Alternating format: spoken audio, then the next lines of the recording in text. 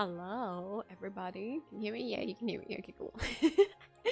Hello, hello. Welcome to the stream. Grim, how are you?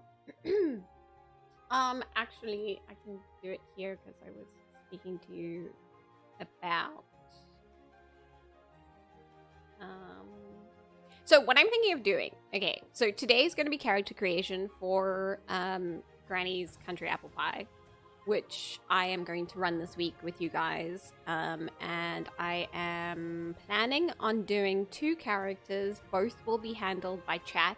So there'll be like polls, and then you guys get to play. You get to like choose what's going to happen to the characters. Sorry if the music... Is the music fine? It looks like it's fine. Oh god. I'm so fucked up at the moment because I'm restreaming to YouTube at the same time. So I can't really see what my chat is doing. So many tabs open, oh my god.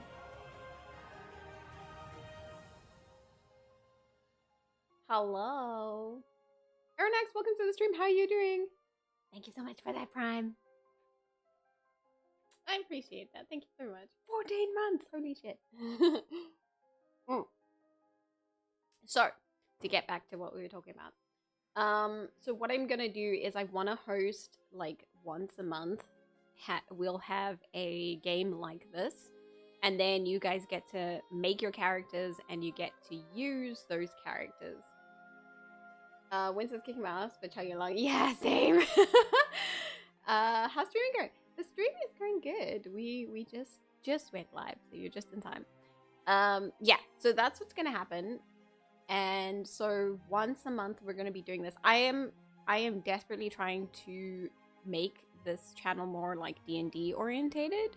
So there's going to be a lot more D&D stuff, a lot more character creation, that kind of thing. What I'm also thinking of doing is once a month or possibly once a week. We'll see.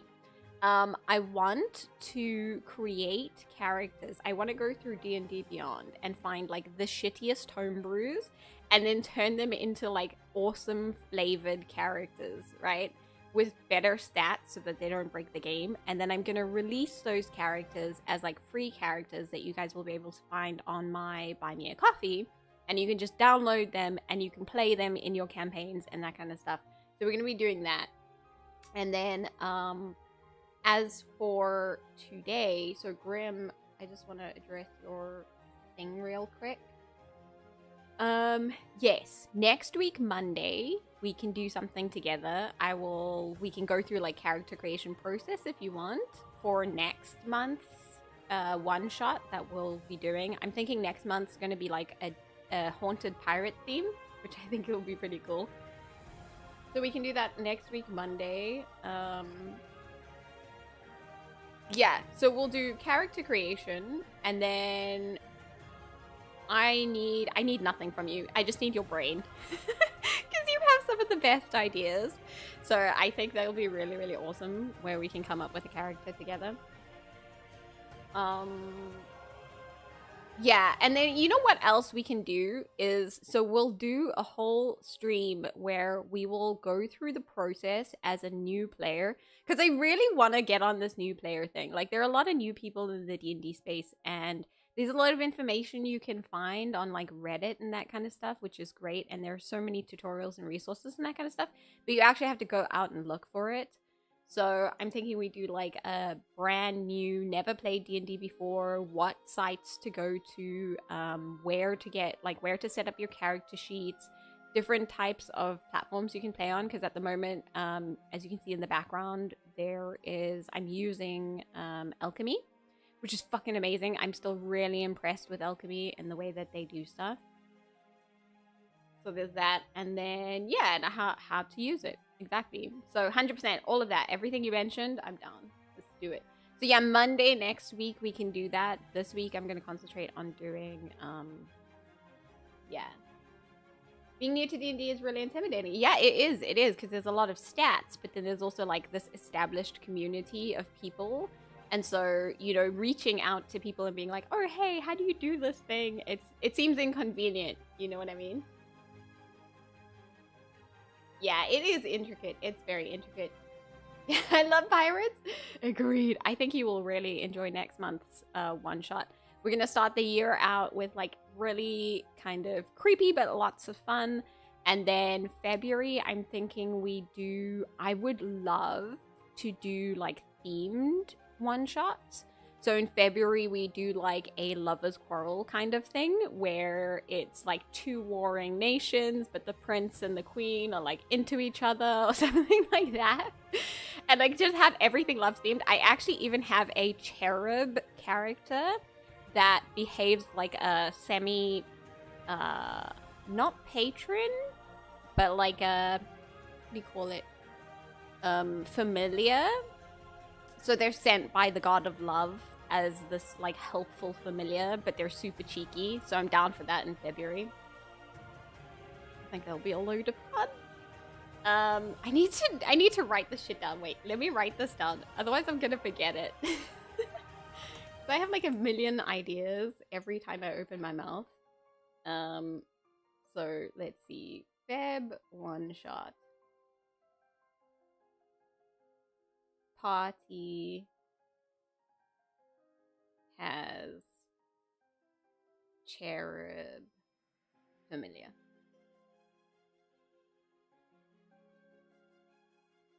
Spicy. I'm just gonna say spicy because I can.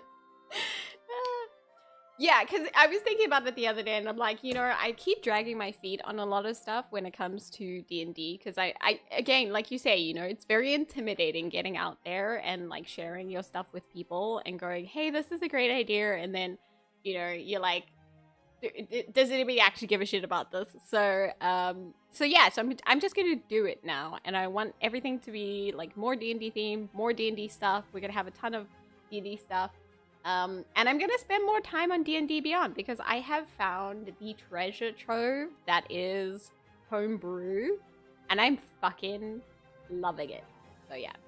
Kitten, welcome to the stream. How are you doing? How is your day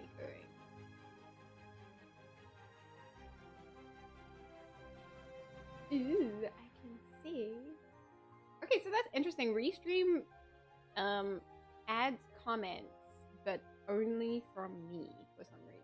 So you can't see your comments on YouTube from Twitch. But you can see it in chat here, so that's fine. Yes. Okay, so today, what are we doing today? Today, yesterday I put up a poll asking people about characters that they might want to play. And at first I was like, yeah, let's do some like very generic stuff. But then I went through D&D Beyond and I saw a bunch of homebrew things and I was just like, oh my god, yes. So we found some really cool characters or character concepts, and I will tell you now what we put up. I put up as races. Let me just turn this down a little bit. It's a bit loud in my ears. There you go, that's better. I can hear myself think. I think the music's a bit low now. Okay, great. So as race concepts, we had an Arabaxi, which I think is actually fucking cool. I am not a super fan of Tabaxis because, I mean, they're just cat people. They're pretty cool. I like them. But this was interesting to me. So an Arabaxi is basically a like miniature Tabaxi. So imagine like a halfling and a Tabaxi. But they're like super cute and they have more cat-like features than an actual Tabaxi does, which is really awesome. Same lifespan. Their movement speed is about like 25 feet, which is just less, but that makes sense because they're a smaller character. Very agile, very stealthy. And so I thought that would be something cute to play. Not everybody's into it. Then we had a satyr, which I am actually playing a satyr at the moment. It's a ton of fun, but I think everybody's kind of been there, done that because of Critical Role. Then we had a minotaur. Everybody wanted to fucking play a minotaur. Which I thought was so cool because I actually really love the minotaur class. I had a character who was a minotaur the first time I DM'd, who was an NPC, which was a ton of fun to play. And then we have one of my favorites. So these are the two that we're going to have as characters, the Minotaur and an Aarakocra, but it's a hummingbird Aarakocra. So that's going to be really, really interesting. And then I gave everybody classes, and it was cleric, the not so horny. My brain just broke there. The not so horny bard, a rogue, and a paladin. Which, yeah, those are the options. So, what we're going to do is the way that I'm imagining this is we're gonna have a minotaur who's a bard, right? But he's gonna be like a tanky bard who gets angry all the time because people keep interrupting his poetry, and he just wants to be an intellectual, but nobody sees him that way because he's a minotaur. So they just automatically assume he's dumb. So he gets really uptight whenever anybody interrupts his poetry because he thinks it's like the ultimate insult. And then, even though Paladin won out, I'm going to make the Aarakocra a rogue because I love the idea of this hyper energetic creature that I won't make them tiny. I'm going to make them small because I think that's a bit far in terms of the homebrew. So it's going to be like this super hyper, like rogue style character who just does everything really fast and like it's just super, super on edge all the time, which I really like. So this is how we're gonna do it. I'm gonna pre-create the characters in D&D Beyond because D&D Beyond does everything for me, which is great. And let me actually see if I can find this. The hummingbird. I had it here somewhere. Yeah, hummingbird variant. Okay. Let's see.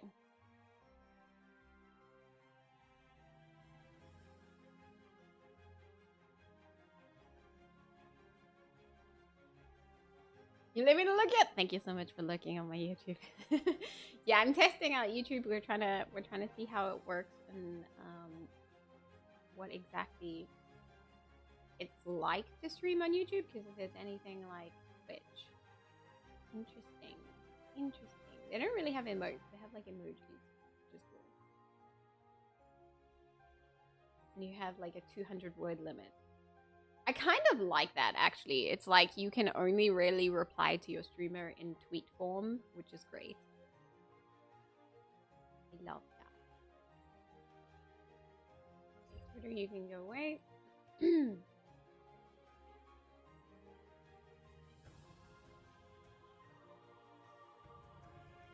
That's looking good though. Nice for stream avatars also. Yeah, it's true. So the interesting thing is I can restream with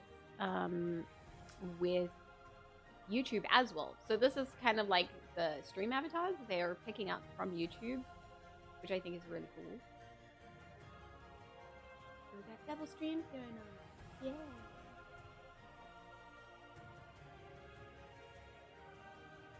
Yay. Okay, let's get into the character creation process. Shall we? Let me just read through. Okay, so this is gonna take a while because we have to read through everything so that I can make sure that I add the correct ability scores and that kind of stuff. So hummingbird, I mean a lot of this is just flavor. From below, Aarakocra look much like large birds. Only okay. So this is the basic description of Aarakocra in general. This is part of like what's in the book.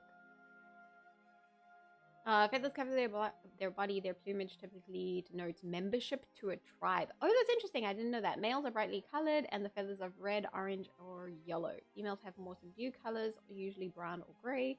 Their heads complete the avian appearance, being something like a parrot or an eagle with distinct tribal variations. So this is going to be different because we are playing the hummingbird variant. So let's see what the hummingbird has to say. As an Aarakocra, you have certain traits in common with your people. Being able to fly at high speed, starting at first level, is exceptionally effective in certain circumstances and exceedingly dangerous in others. As a result, playing the Aarakocra requires special consideration by your DM. So, you guys get to fly. This is gonna be cool. Your dexterity score is increased by 2 and your wisdom score increased by 1. That makes sense because we are a hummingbird. Okay. So the hummingbird variant only lives 5 years, which is going to be fucking wild. I love that. So we can either make them like really, really young or like towards the end of their lifespan. You don't care about alignment, that's fine. I'm gonna make them chaotic neutral anyway.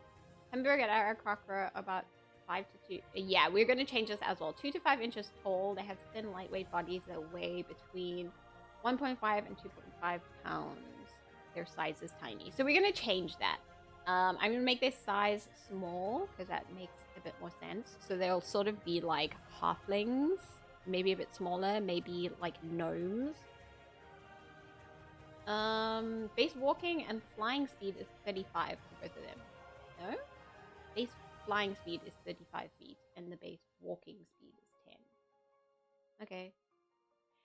That doesn't make any sense. Okay. Because it talks about flying speed being 35 feet, but then it also says you have a flying speed of 50 feet. So we're going to go with the flying speed of 50 feet and we'll say walking is 35 feet because this is really a really weird homebrew, the way that they put it. To use the speed, you can't be wearing medium or heavy armor. You can fly backwards, forwards, backwards and forwards at the same speed, and you can hover. That's cool. Proficient in unarmed strikes, which deal 1d4 slashing damage on a hit. That's a lot for a small character, but we'll add that. Common, Aarakocra, and Orin. I don't know what that is as a language. Okay, so pretty basic. Let me just go find my sheet here real quick. Alright, so we're gonna choose a different race. This is like a generic character builder character that I have whenever I'm trying to build a character. I will use D&D Beyond because it fills in a lot of stuff for me, which I'm a lazy fuck. Okay, so we're gonna choose this race. We're gonna choose Aarakocra. Let's see what the traits are. Yes, that's perfect. That needs to change, but that will change in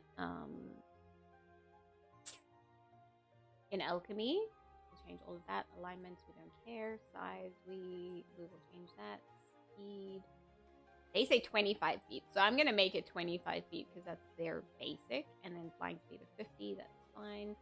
Talons. Your talons are natural weapons which you can use to make unarmed strikes. Yeah. Okay, the 1d4 thing, that's fine. Perfect. So that's everything. And we're gonna make them a rogue.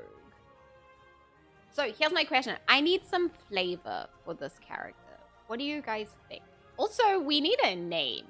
What are we gonna name a little hummingbird? Our hummingbird character. Yeah. Also, I think we're starting at level 3, so a lot of this isn't gonna apply. First level, choose 2 of your proficiencies or 1 of your skill proficiencies. I like the sneak attack, yeah. You know, strike subtly and split food distraction.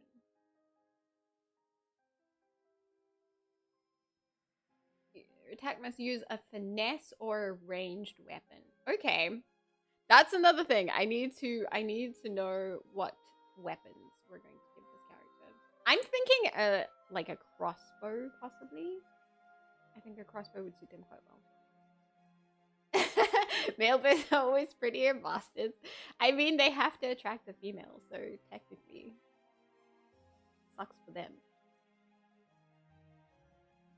Okay, so this is a bit repetitive. I'm gonna try something else.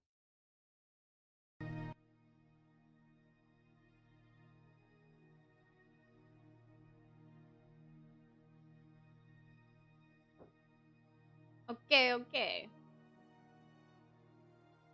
Also, if you guys have any questions, because I know not everybody here plays D&D, so if you guys have questions, just ask me and I will try and explain as best I can. Starting at level 2, your quick thinking and agility allow you to move and act quickly. You can take a bonus action on each of your turns in combat. This action can be used only to take the dash, disengage, or hide action. I love it. Okay, so level 3. I'm going to make these level 3 characters. Choose an archetype that you emulate and exercise your rogue abilities. Thief, class, or one from another source.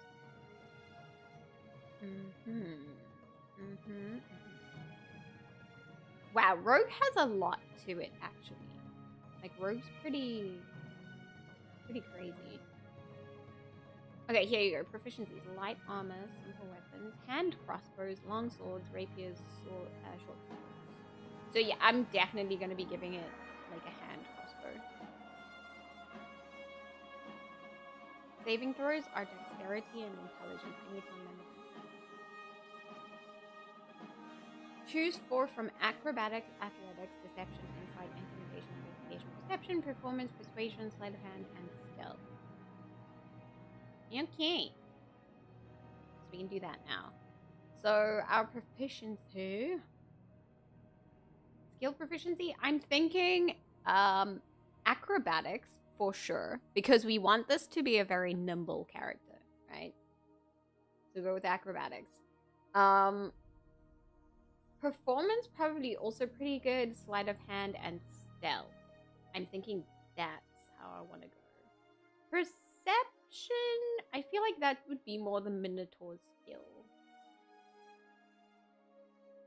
Yeah.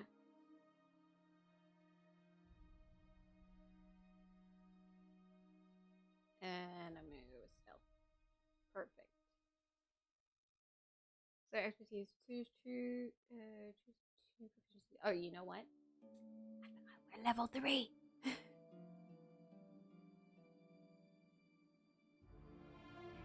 Ooh. Okay.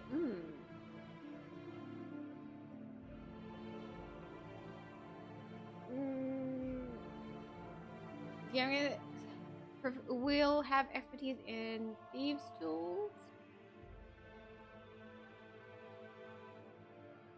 And probably, because we've got proficiencies in the other one, probably investigation.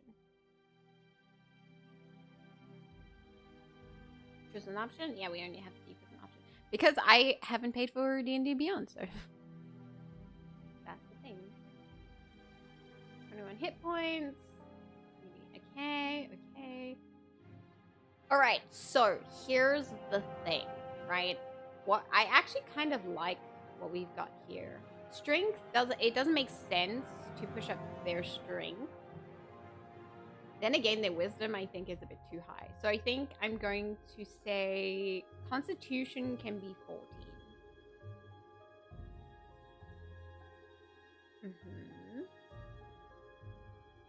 And then because they're a rogue, I like to give my rogue like wisdom, because wisdom is wisdom is street smarts. It's like learned skills. So we'll do that. Charisma's fine. Dexterity is great. Intelligence can lack, that's fine. They're not the smartest. Wait, is it the other way around? Intelligence is street smarts and wisdom is like book smarts? I'm trying to remember.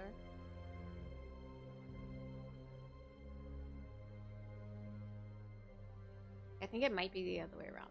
Because wisdom is the wisdom is what wizards use to cast magic. Yeah, that's fine. I like these stats. Moving on.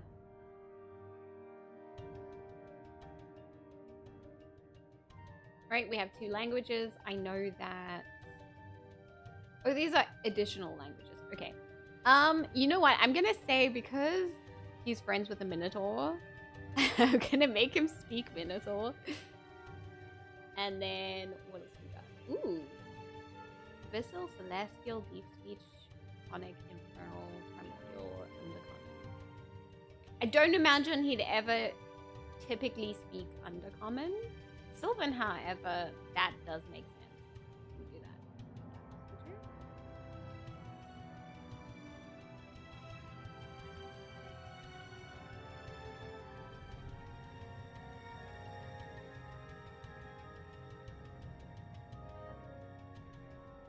Oh, okay. That's interesting. I've never seen that.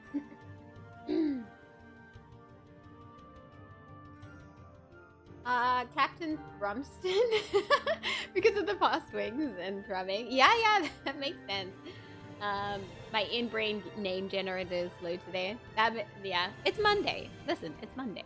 Like, what are you gonna do about it? Aster as the name. It means in a state of excitement or movement. That's a really good name. I like that. I like that. I'm gonna copy that.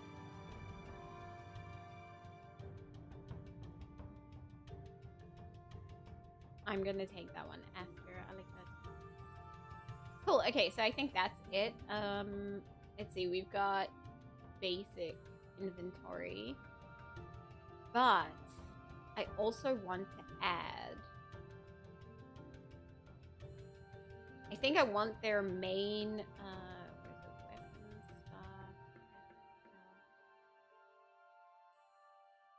stuff? Crossbow.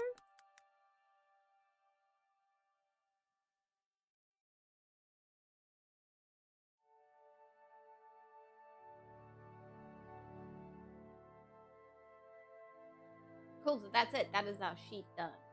You see how easy it is in D&D Beyond? It's like way easier. So I'm going to view the sheet, and then we're going to copy all of this over to Alchemy.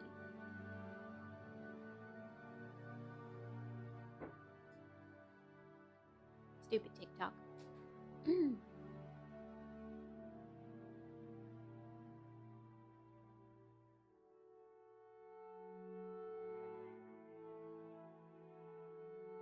Okay, so let's open Alchemy. This is what you guys are going to see. I'm actually still trying to figure out how I'm going to do this because this is the DM's view and I don't necessarily want you guys to see the DM's view.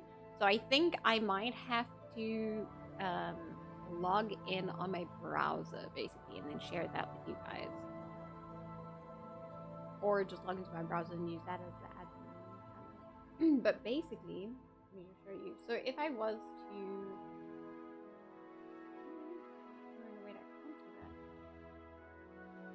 View as player, I cannot. I'm just gonna have to add a new player then. That's fine. Okay, so how I'm gonna do this is I'm gonna make you guys NPCs because nobody's going to be able to control the characters. I will have to control the characters from my end, which is gonna be really interesting. Hey, have you guys seen that YouTube or Twitch has this new like react button next to people's follow button? Interesting.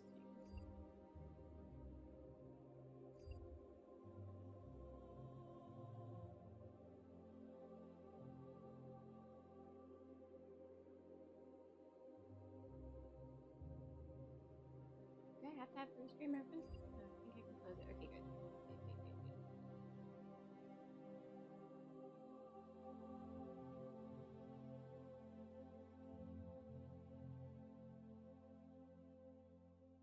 Alright, so we're gonna create a new NPC.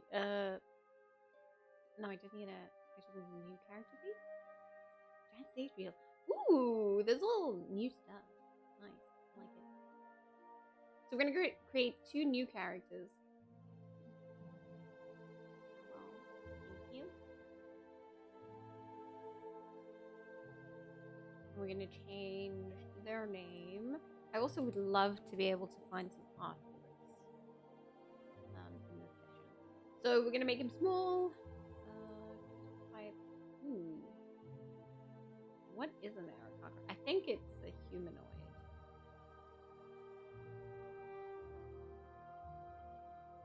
Yeah, they don't inhabit here.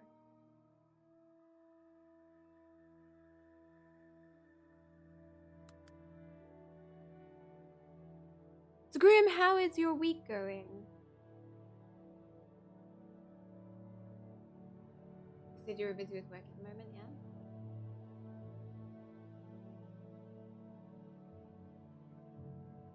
Alright, alignment.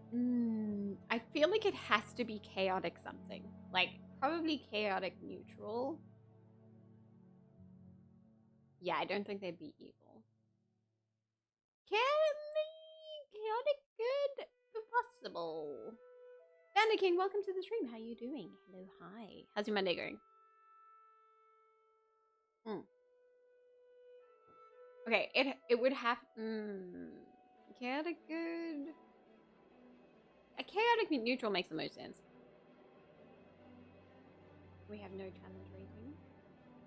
Efficiency bonus is... It'll work later, but not too bad. Nice. Nice. Yeah, I'm doing good. I'm doing good. We are trying to figure out... So I'm creating 2 character sheets for a one-shot that I want to run with chat. So we're... I'm trying to figure out how we're going to do this. Because obviously chat will have to control both characters, and I'm thinking of putting up polls so that I know how people want to react, assuming there are too many people in the chat. So yeah.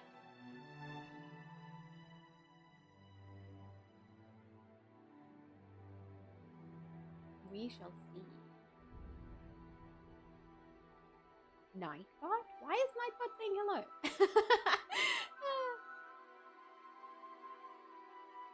We accidentally let the inverters run empty this morning, and then the power's out for hours because it's overcast and the solar is low.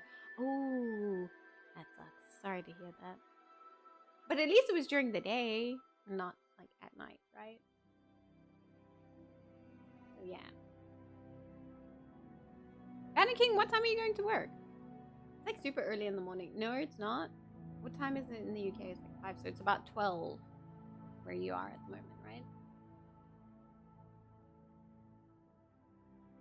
Okay, let me go and look at this character sheet that I have. Proficiency bonus is +2. Yes, that's right. What's my armor class? Armor class is 13. What's my armor type?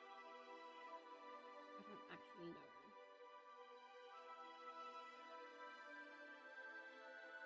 I think it's like the lowest. I actually don't think I have any armor. Because this is natural armor. Natural armor, there you go, thank you.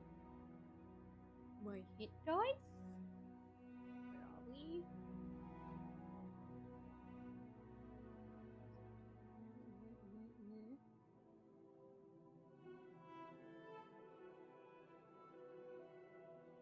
I actually have to lower this in order to see my hit dice.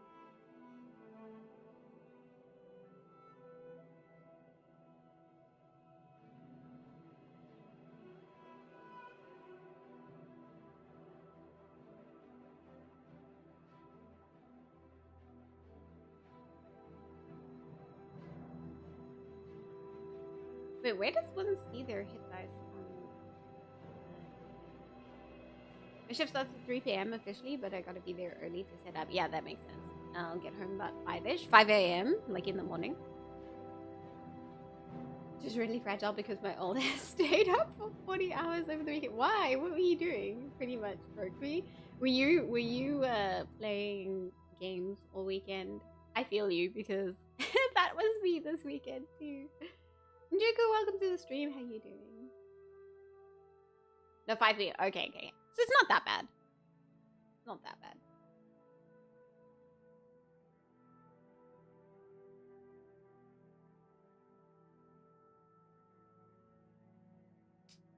Okay, I need to go and find my hit dice real quick.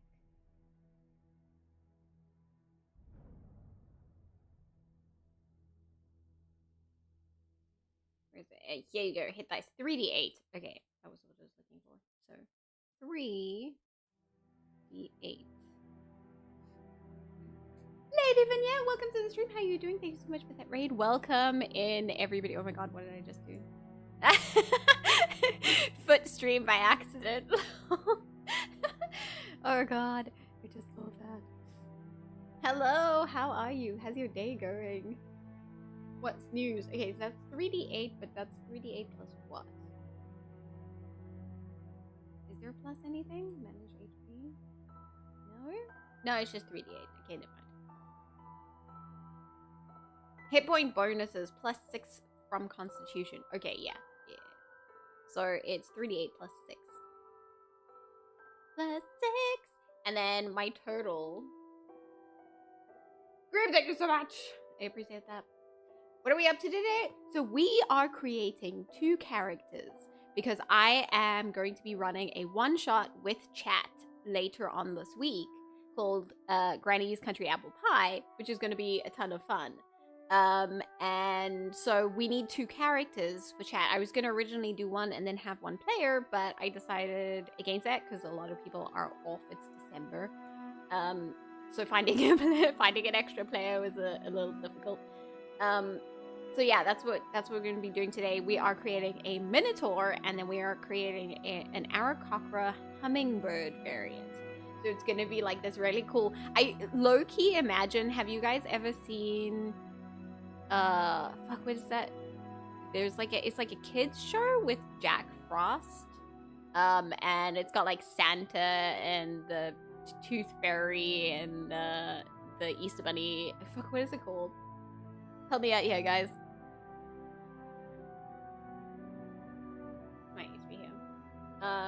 But yeah, I imagine that the Aarakocra like variant is going to look like the Tooth Fairy, basically. The Guardians. Yeah, there you go. So you guys know the Tooth Fairy? She's like this little hummingbird that sends all her little fairies around and shit to go gather teeth. I imagine something like that, but maybe a bit bigger because it's not a tiny character. It's going to be small. They categorize as small, so like a halfling version of that. And we go to one stream, so we might have. Ooh. Yeah, Lady Vignette. Her concept is really great. She does a lot of art related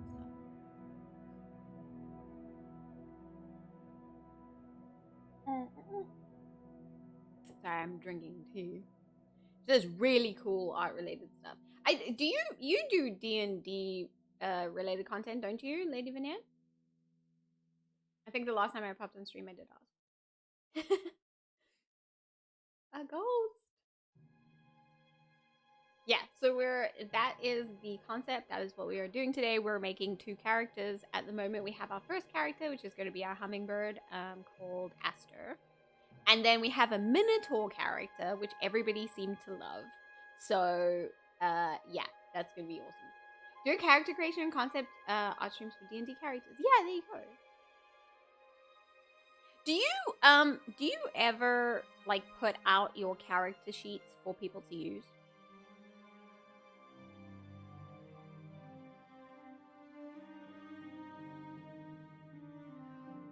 I was thinking about that the other day. Like, I have all these characters that I want to create, and then I never have enough campaigns to use them.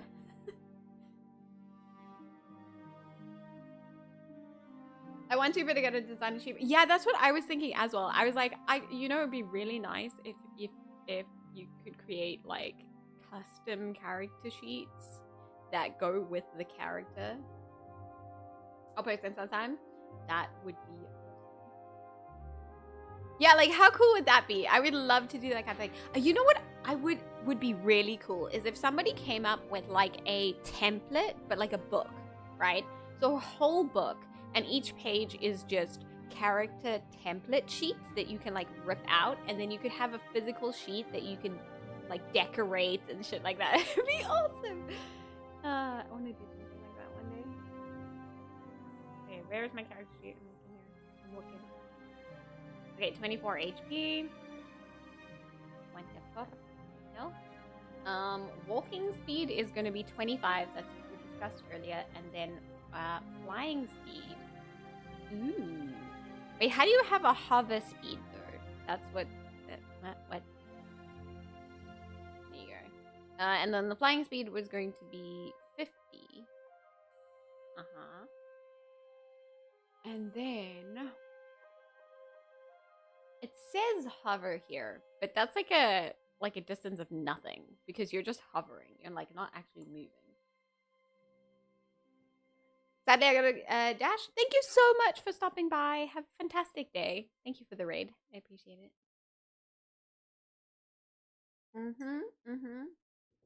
Okay, so we got a hover speed. So let's check out our actual stats here.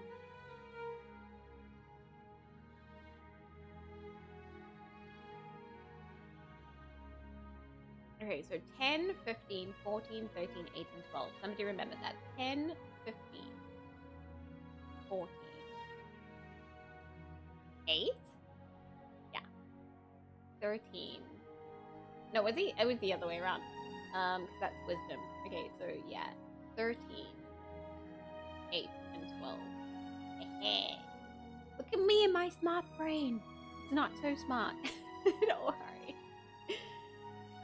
Okay. And then I remember saving throws. I think it was just dexterity and yeah.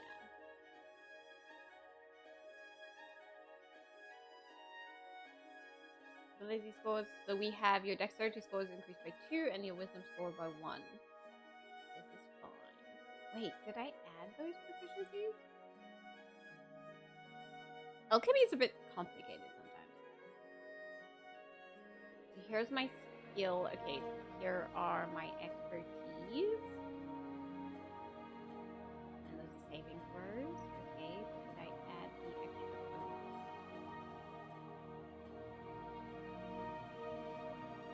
Perception, languages, abilities. I don't think it automatically adds the extra racial bonus. So what I have to do is go back and check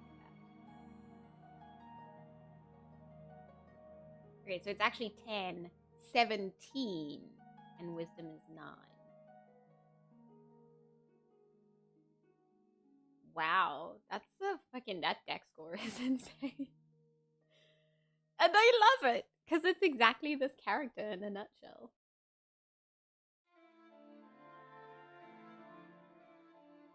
Wait, why did it remove my tag? I didn't add one. Rapidly writing a one-shot for tonight. Do you want to use this character? I can send you the homebrew. So I will tell you. The thing about the kinds of characters that I like to create, I've recently discovered the passion of doing this. I go onto D&D Beyond and then I find like some terrible homebrews and I try and fix them up and then make them into cool characters. So I will share this variant hummingbird homebrew with you so that you can play with it if you want. There you go. It's a Christmas one. My normal session isn't on tonight, so I'm gonna fill the void. Ah, there. That sounds pretty cool. Do you have any ideas? Also, how do you get around like Christmas scheduling? Because that is a bit of a thing when it comes to Christmas time. Like everybody's busy usually.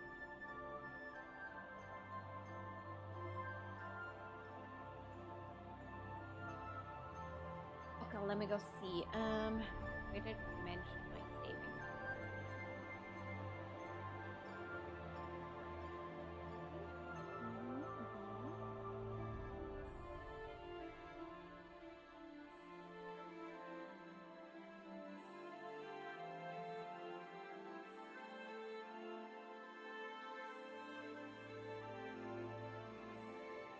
The DM for tonight's session is out, but my session this week, Thursday, will be the last until January because I'm away over Christmas and New Year. Yeah, a lot of people are. Next week I will not be streaming from the 20th or the 21st because I'm also going to be going away. So, and I know a lot of people are doing that from like this week until basically January. Everybody's on. Then come January, wait for it. January is going to be like super busy because everybody's broke and they're like, oh yeah, what can we do for fun? It's going to be D&D, I promise you.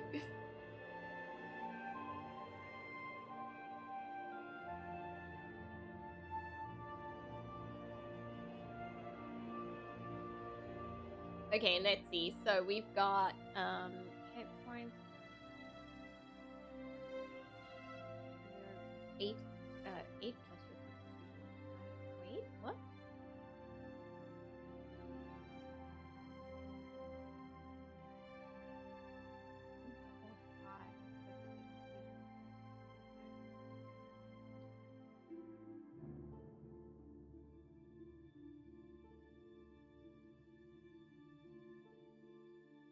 Ah, okay, okay. Never mind.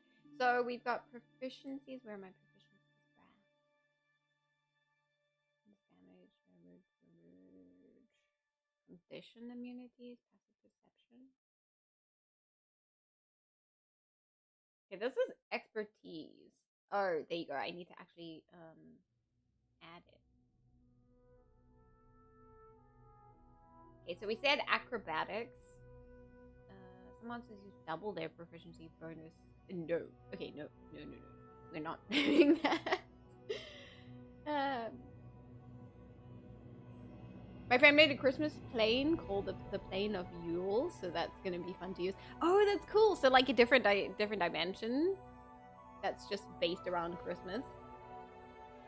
I might make the players solve puzzles and some themed encounters, all with Christmas skins. I like that. That's pretty cool.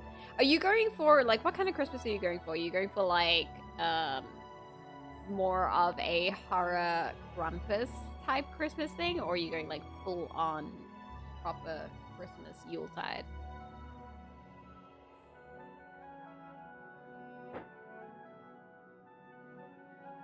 Yeah, I would love to run a Krampus themed campaign next year, but like big full on having a bunch of different players doing a bunch of different stuff all over. I would normally do horror stuff. Yeah, but every now and again you gotta like lighten the mood, you know what I mean?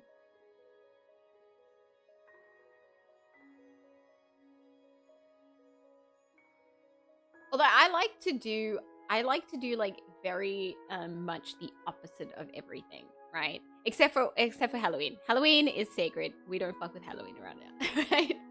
But I like to do the opposite of stuff. So whenever there's like usually a creepy or like supernatural vibe, I like to have it be a little bit more wholesome than usual. And if something is like super wholesome, I love to twist it and like turn it into something creepy. Zephyr, welcome to the stream. How you doing? Oh, that's loud. The Panda King, thank you so much for that follow. Welcome to the cult. You may now gather your robes at the door. Am I feeling better? I am feeling better. My nose is a little bit blocked, but I'm feeling a lot better today. Spent the weekend playing games. It was fun. I have to go to gym tomorrow. Damn it. I played a Christmas one-shot for a few years ago. I was a lawful good warlock whose patron was Krampus. Oh my god, that's amazing! I love that. Always shouted punishment when casting spells. Holy shit, I am stealing that.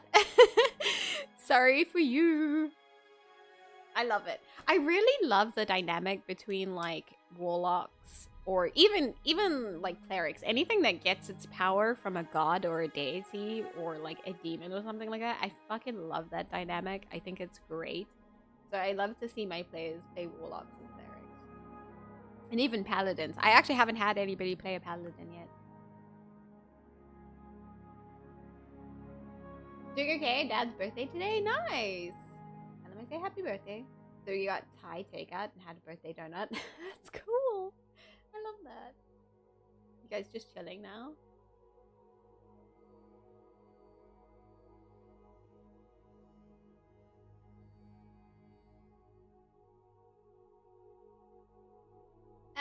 Why do I do this? I have the word.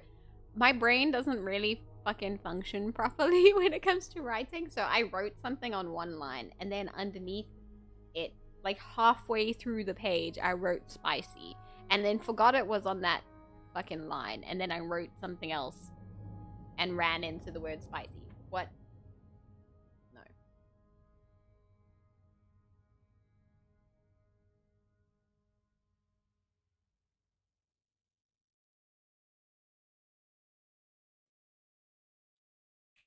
What happens when you teach somebody how to mind map and then she just mind maps all the time? I might use some weird things. There's a Welsh Christmas thing where you have to essentially rap battle with ah, that's amazing. And if you lose, you gotta feed it a lot. Hey, that's cool. Also, the Yule lads from Iceland exist. I've heard of that before. I don't really know what that is though. Okay, so what did we say? Proficiencies were acrobatics, performance, sleight of hand, and stealth. Acrobatics. Me? What's my performance? Will be under me, right? Sleight of hand and stealth. Ooh, these numbers are looking pretty fucking big. Maybe we should make them level 2 instead of 3.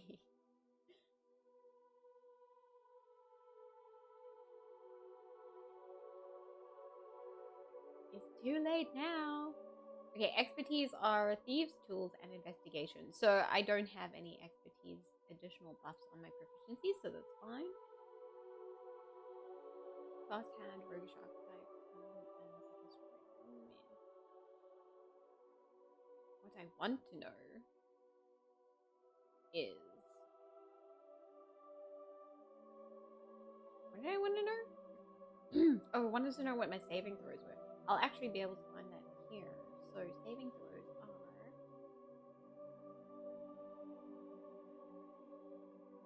none. What? Oh, this is all just flavor.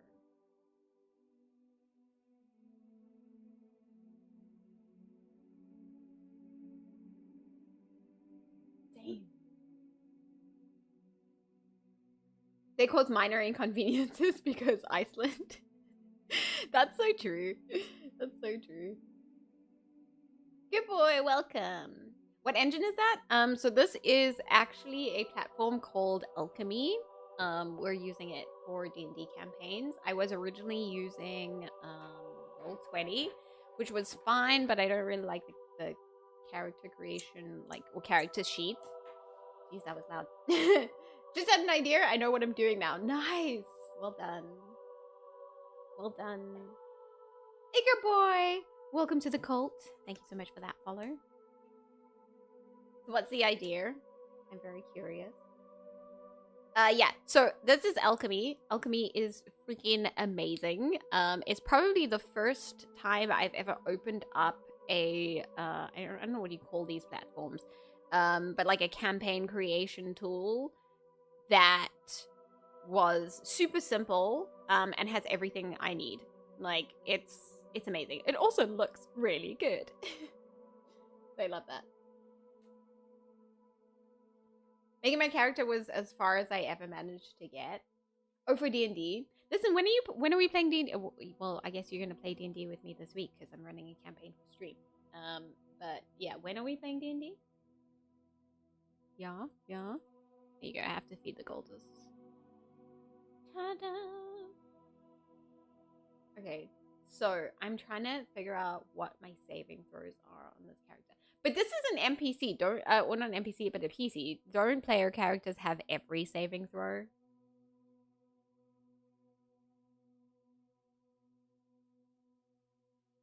Every few years, the elves elect a new person to be Santa. That's pretty democratic of them. And this one has let a lot of other entities into the world and are causing havoc. The horse skull. Oh, that's cool. The players help the elves stage a rebellion. That's cool. I love that. That is awesome. Props for creativity. I like it. Okay, you know what? Add a saving throw proficiency. Oh, that's right. You don't have proficiency on everything. So what are my proficiencies? +2, and I think it was Constitution. No? I mean, I can just make this shit up.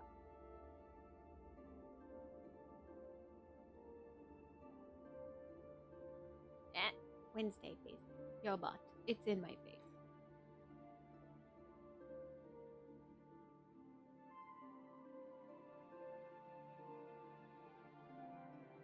Oh, that's right. Yeah, because we live in different time zones. Yeah. It's hard finding a 4-hour slot where people are A, free, awake, or not at work.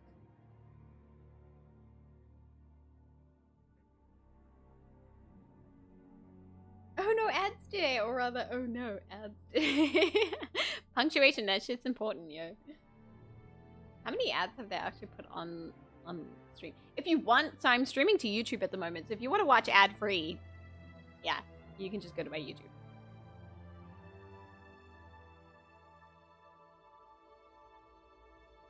Okay, let's see. Saving throws. Where are my proficiencies? So it's Dex, Intelligence, Wisdom, and Charisma.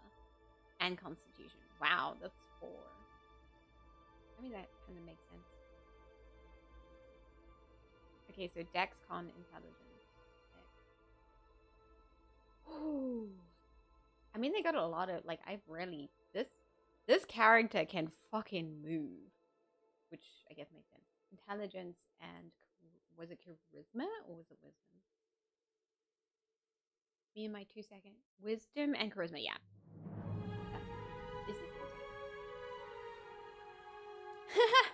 Backland, welcome to the stream. How you doing? How's your Monday going? The ads are gone. I'm safe for like 30 minutes. It's the worst. I may test it tonight and run it on Thursday too. That would be dope. How do you, so I have a question, because every DM does things differently, right? How do you usually test your one-shots? No, Wednesday come. Stop. You either sit and stay or you leave. Choose. Okay, let's see. Fences. Have none. That's fine.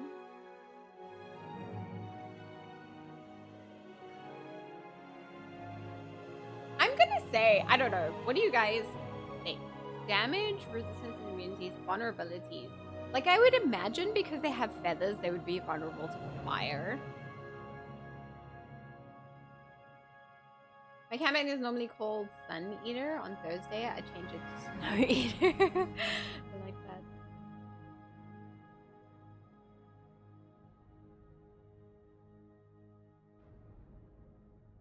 I like that a lot.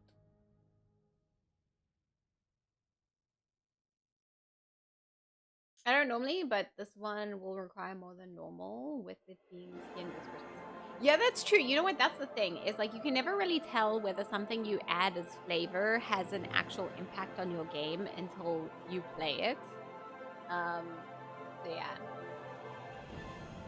Yes, we are a bird. Okay, so let me explain. For those of you who are new, because I know people are popping in and out all the time. We are working on... Is the music too loud? Let me know if the music's too loud. I feel like it's a little loud right now. There you go. Okay, that's better. I can think. Yeah, so for those of you who are new, this is an Aarakocra character that we're going to be playing. And it's going to be a hummingbird variant, which I think is pretty cool. But I'm creating 2 characters that chat is going to be able to play when we're playing our one-shots. So these are the 2 characters. This one is an Aarakocra, and then the next one is going to be a Minotaur, and he's going to be a bard. He's going to be like very serious and shit, which I think is really, really cool. You love birds? Birds are cool. I've never tested a one-shot, bar one, which I wrote for other people to use. So normally just adjust it on the fly for players. Yeah, I think it depends on whether you write the one-shot or if you have, like, that one-shot's been pre-written. I actually, now that I have done a couple of pre-written, like, campaigns / one-shots, I think I prefer writing my own stuff. Like, I feel far more comfortable adjusting my own, like, campaigns and one-shots. Mostly because I really understand the world. But, like, pre-written stuff, I'm not really sure. There's, like, a lot of details you can get from the pre-written, but, you know, you're not in the same headspace as the person who originally created it, so I prefer to write my own stuff. A cow? I love cows.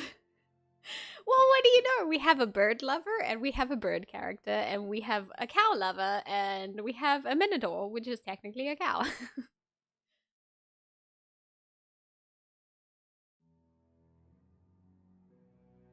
Right, what other information do I need? Hey! Give me a second, I need to kick my cat out.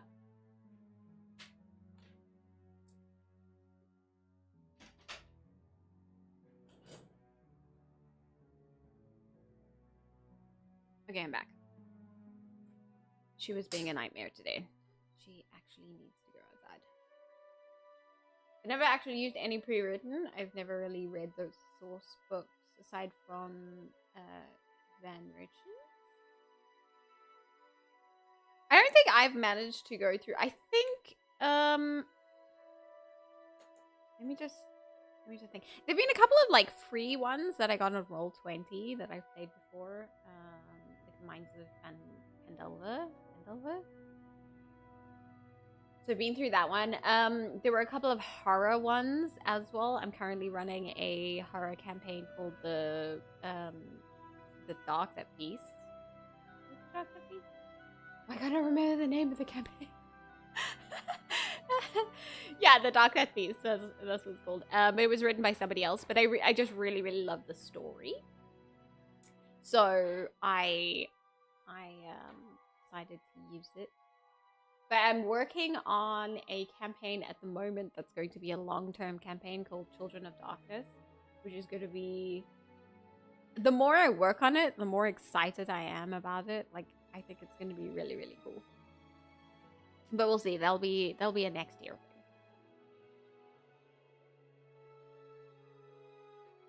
I tried one pre-written and I hated it. Was so nervous about it. Right? It makes you really nervous because even though you have like previous experience of running your own campaigns and you understand D&D and you understand like the people that you're playing with, for some reason pre-written campaigns make me nervous as fuck. I'm like, what is going on? Because you have to remember stuff, whereas when you've written something, it's an idea that came to your brain naturally, so you sort of know where it's going.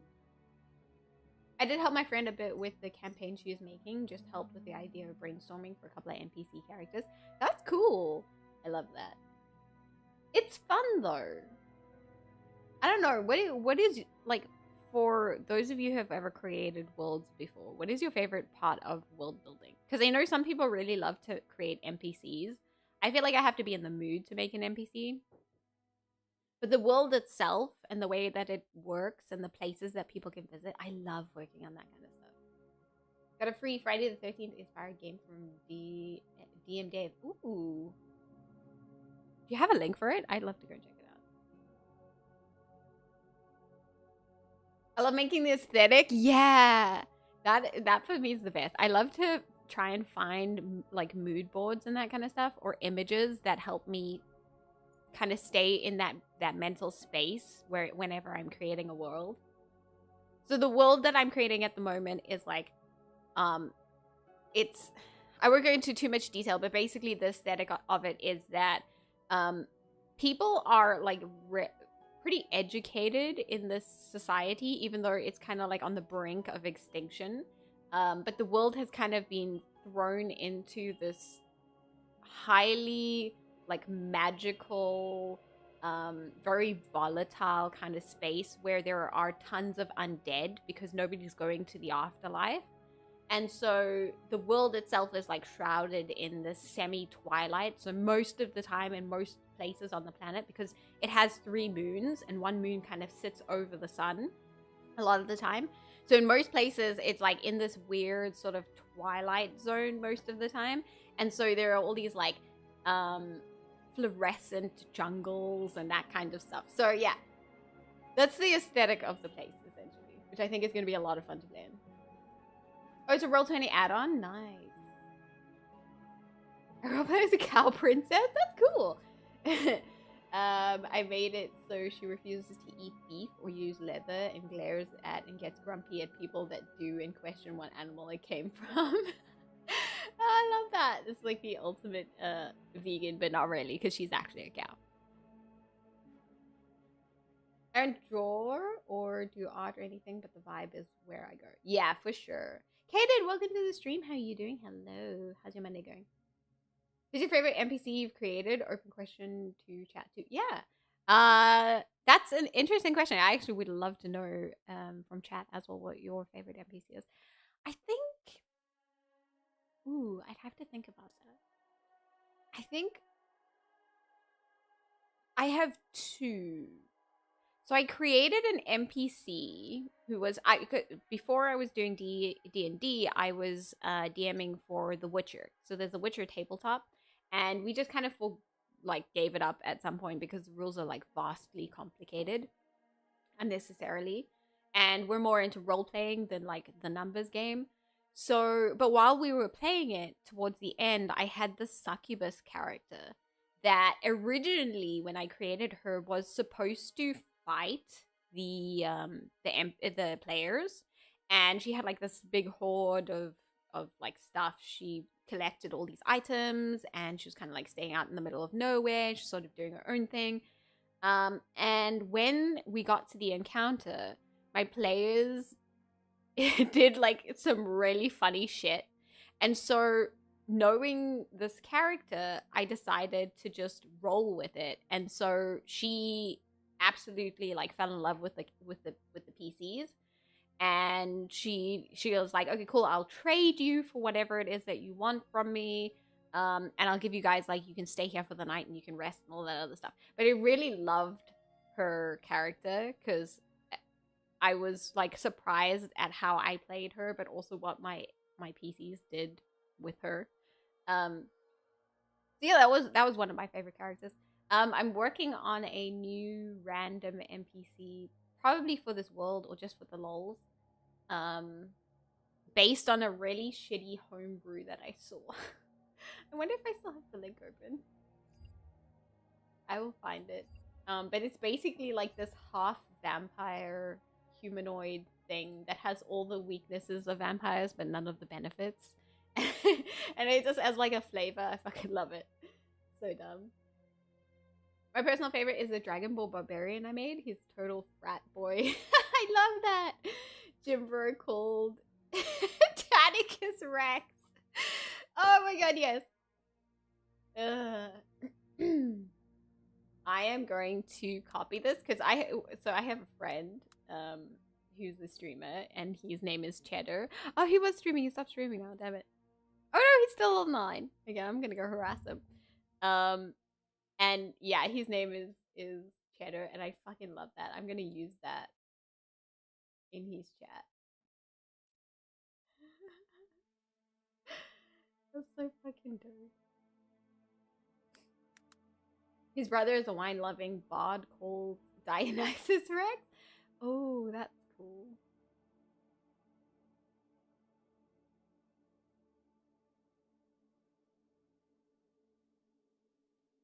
Jenny's still streaming? Sweet. I wonder if I just go there and I like post that in his chat, if he'll even understand what the fuck I'm on about. I mean, he won't.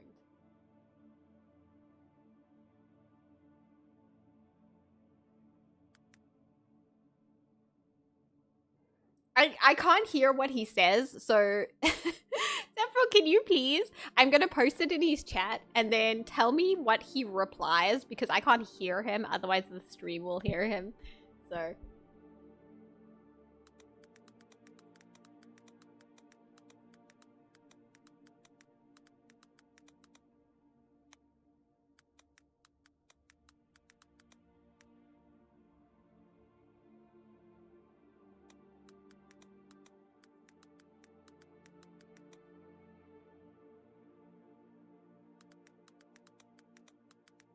and it's, you know what's amazing about that? Wait. You know what's amazing about that? He runs around in a T-Rex. In a T-Rex outfit sometimes on stream. What's his name? Cheddar. Zev, what does he say? What did he say? What did he say? I want to know.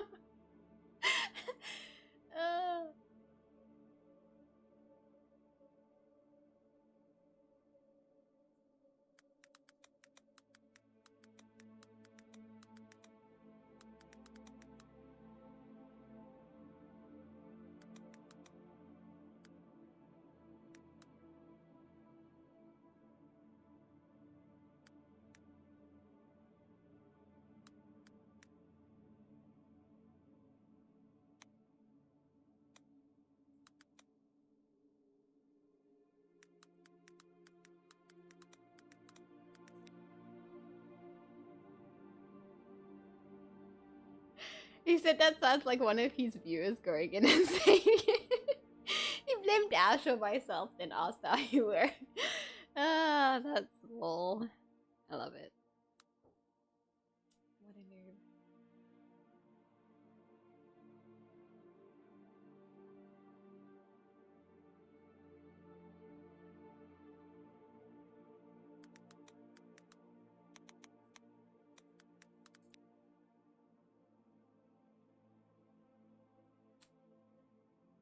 Well, that was my trolling chatter for the day. That was fun. Thank you so much for that name. That's fucking amazing. Okay, let's see. Moving along. Let's finish this character. Okay. Damage vulnerabilities. I feel like it's because PCs are usually quite overpowered. I like to give them damage vulnerabilities, but you know what? I'm gonna do it. Their damage vulnerability is fire. What is the condition under which wielded by good characters? No, that's fine. We're just gonna give them fire. Because considering that how high the dexterity on this character is, they're like probably never gonna get hit with fire anyway. So this is fine. That one. Common.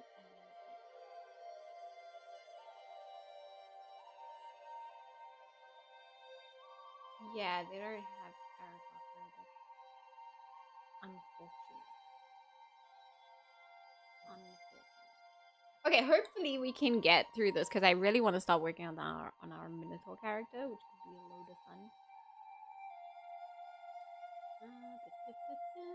What abilities do I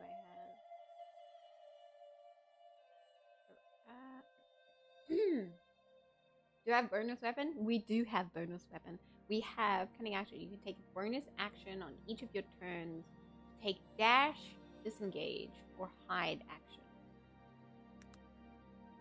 Boom.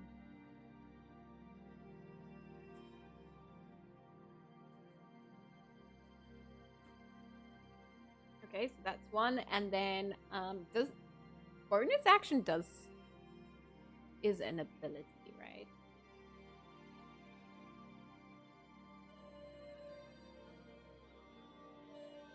Oh, we also have fast hands. You can use the bonus action granted by your cunning action to make a sleight of hand check. Use your thieves' tools to disarm a trap or open a lock, or take the use an object action.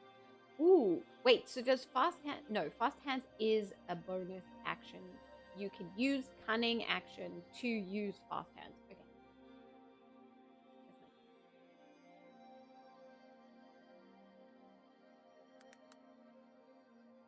I am learning so much right now.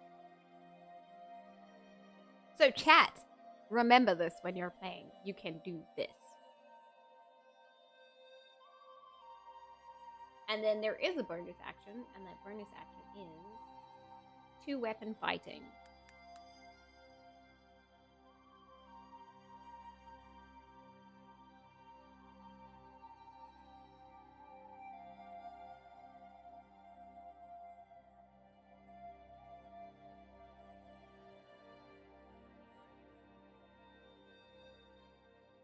Yeah, and then we've got what else we got?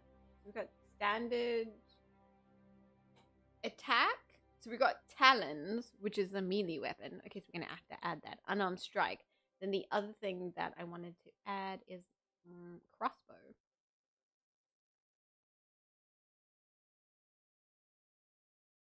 So unarmed strike, talons, 2 daggers, and a crossbow. That makes sense. Yeah, you'd be able to carry that much reasonably. This program would have been cool for my never played character. I made a lazy dark elf bard that had 0 combat abilities. It was an absolute coward. I love that. I love that. I love those kinds of weird characters that are just super out of the norm. Okay, so we have additional actions besides our bonus action. We have talons, which is an unarmed strike that may deal 1d4 plus 0 slashing damage on a hit. Ooh.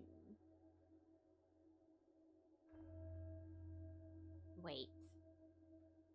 Okay. That's fine. That's actually not an action that will go into my weapons category. So that's fine. Unarmed strike, also weapons category. And then we've got standard combat actions, which are cast a spell, dash, disengage, blah, blah, blah, blah, blah. I will add that just in case we forget.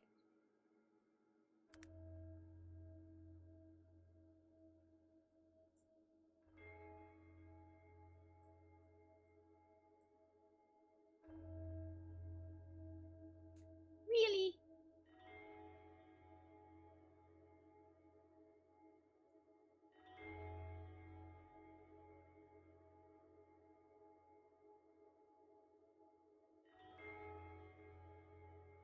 So I have a question for those of you who know the answer. What is the difference between hold an action and ready an action?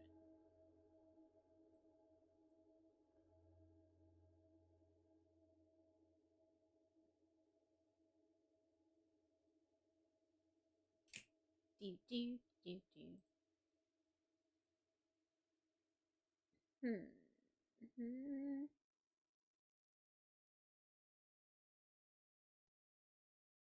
Oh, you know what? I'm an idiot. I'm an idiot. This is not what I put in the wrong category. The game wouldn't let me use my plan of joining the group since before it fell apart, I was joining late. I wanted to get caught stealing from their camp and then just bluff that I had been a part of the team the whole time and nobody ever remembered me.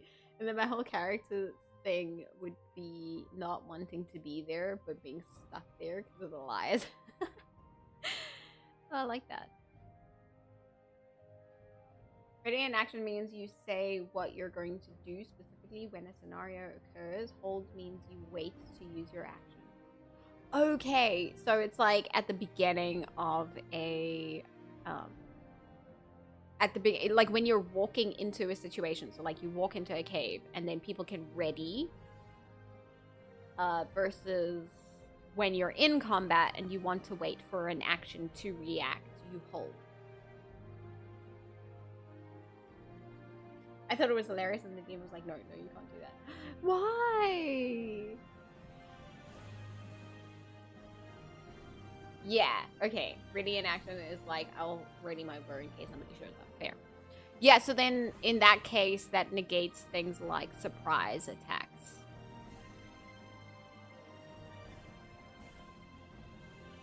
Because you've already readied your weapon.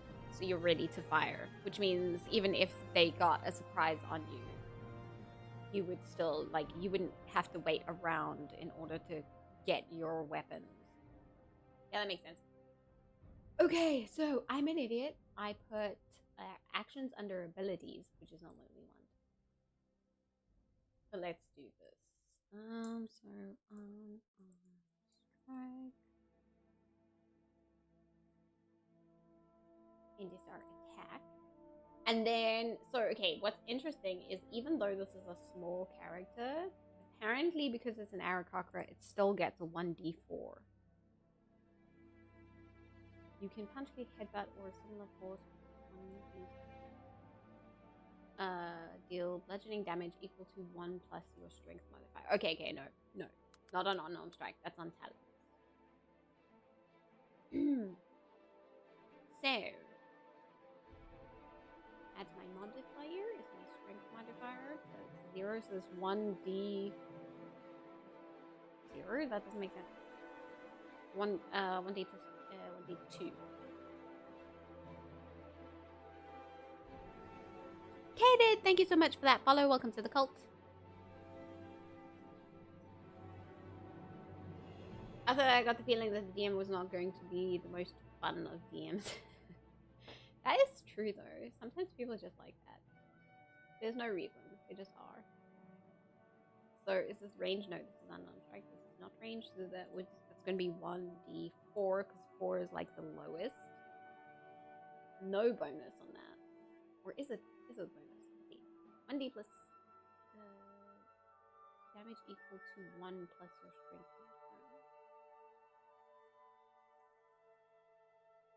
Wait, so is that flat out 1 plus your strength modifier? And if my strength modifier is 0, then my Uh. Ooh. Wait, I'm so confused right now.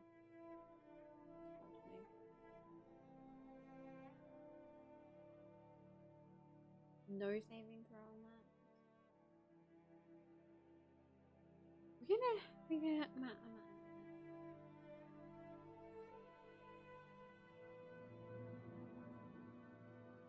Because this is how I understand it. So unarmed strike is based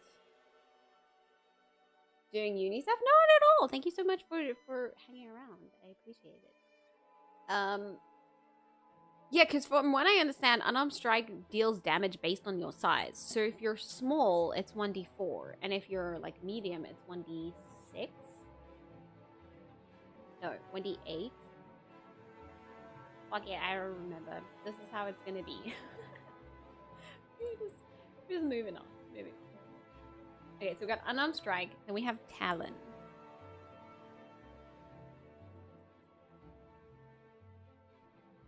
Talon, which is also an attack, which is a melee attack.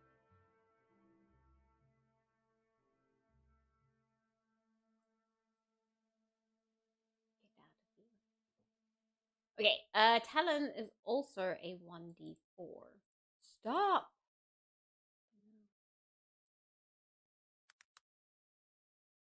So it's basically like unarmed strike. When you close a series, it's an attack, and our ability modifier is strength modifier. No bonus. 1d4. 0 bonus. I don't know why I have to do that twice. Oh, this is my roll to hit. Okay. It's a +2 because we got a modifier. That's fine. And then... Yep, perfect. Talons become slashing instead of bludgeoning, I think. Does it? Slashing damage, yes, you're right.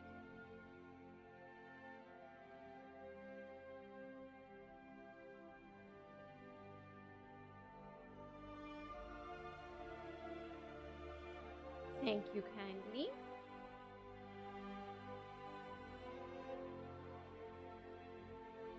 Alright, what else we got? So we have 2 daggers.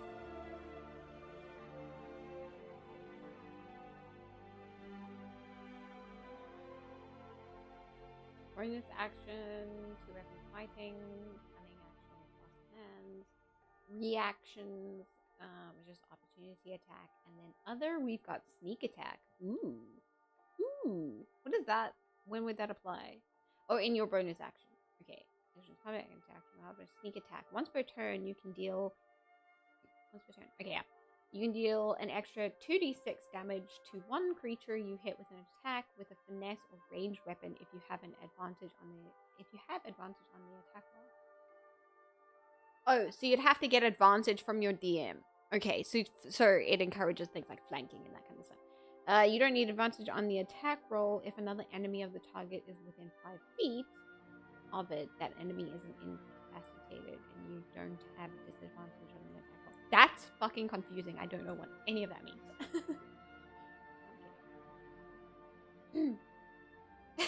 I understand basically none of this. Do you need me to explain?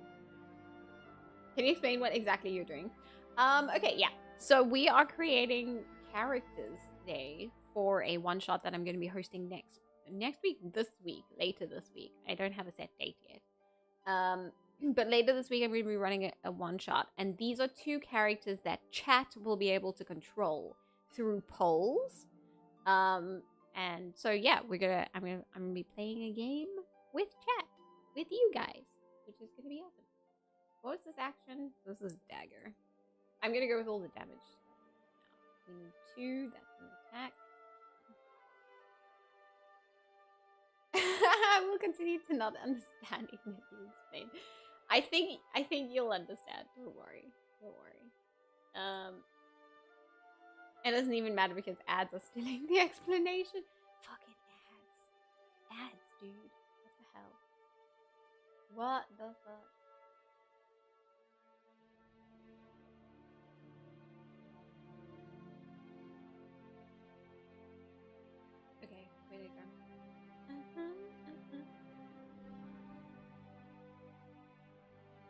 Okay, what is this? So this is a... ooh, daggers are finesse weapons. I didn't know that. Got an Amazon ad this morning. That's the worst. Okay, no description. Fuck that. So this is dexterity. Yeah, that's right. That's my class 5. And then what is damage on that? 1d4 plus 3. And the range is 20 meters. But this is a thrown dagger. That explains why it's a finesse. Simple light thrown range. Okay. What was that? 1d... Shit, what did I just say? 1d4 plus 3. Okay. 1d4 plus 3. And that is what modifier is this?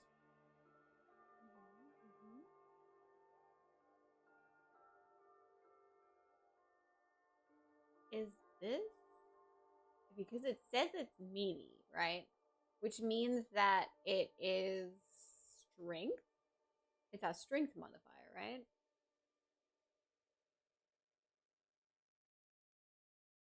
That allows you to add your proficiency bonus to the attack roll, yeah, of any attack you make with it. Yeah, so then it should be strength. So the attack roll is my dexterity modifier, and then my damage is my strength. And that was piercing. Piercing or smash? Damage is just complicated. Yeah, it was piercing.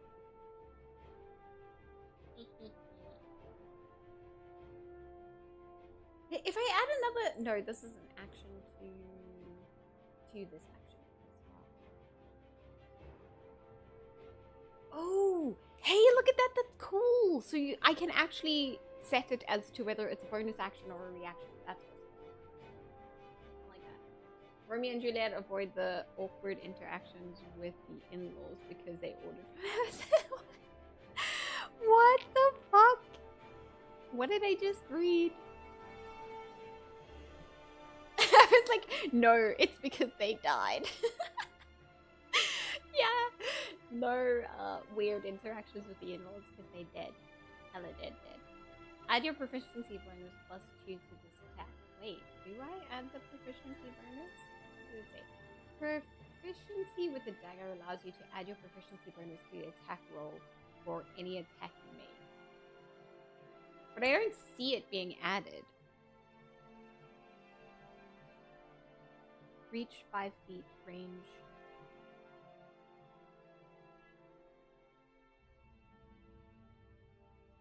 How do I know if I have proficiency with a dagger?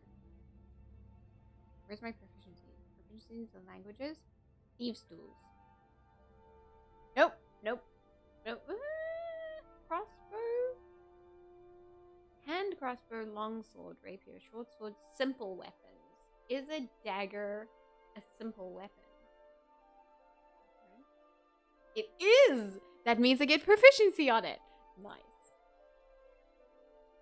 Okay, yeah. So we have our +2 proficiency on that. Fine, perfect. It's also a ranged weapon. So 20 to 60 feet is exactly that. Ammunition. How many did we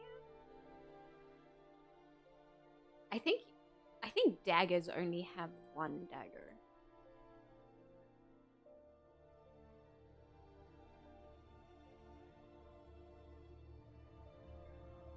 Ranged on this? How many bolts do I have? So that's...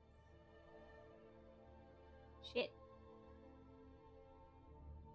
Yeah, I think it's only 1. Ammunition is 1. Yeah, well, I can't select anything else anyway. So. Okay, let's see if I can duplicate this.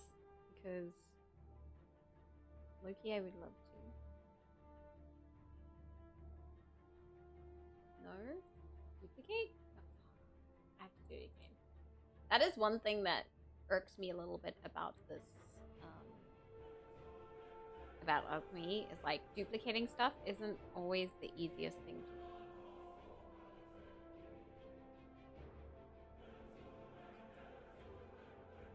Actually, you know what?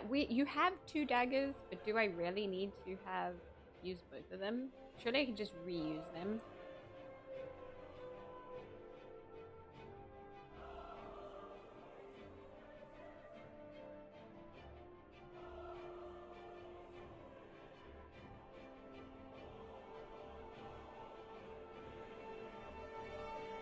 Hey guys, welcome to the stream. How you doing? I'm pretty sure Romeo and Juliet that should not be used as an example of anything. That story is fucked up every way. It's true. It's true. I think the story can be used to say giant group wars and feuds only harm children. I mean, that was kind of the point of the movie or the story.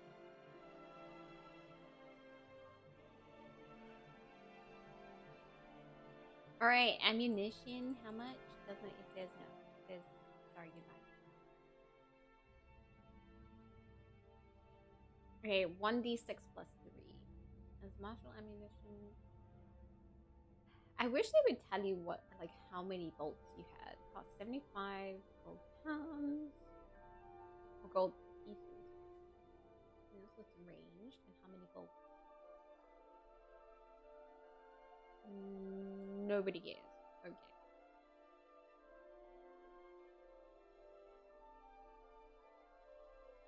So we got talents, unarmed strike, pull, moving, burn, so 1d6 plus 3. 1d6 plus 3. My ability is straight. Ooh, no, okay. So now this is the question. Is this strength or dexterity? Because technically dagger is strength because you're stabbing somebody or you're using your strength to throw the dagger. But crossbow is different because you're just pulling a trigger. So this should technically be dexterity, right?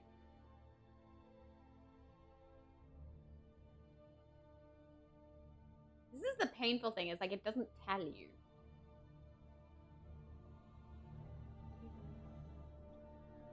I'm gonna say yeah, because you have to aim a crossbow, right? So I would say it would be dexterity, not strength.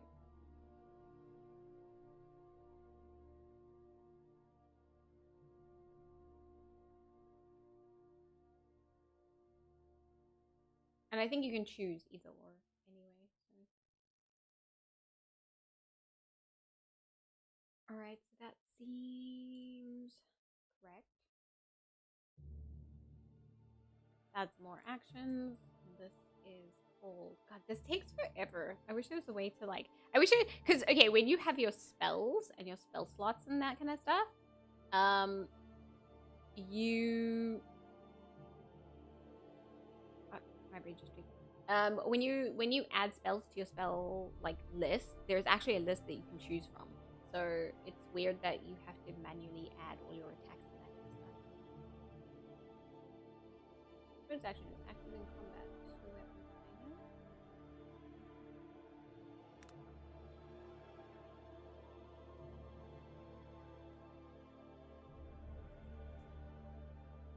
So I'm just gonna say combat.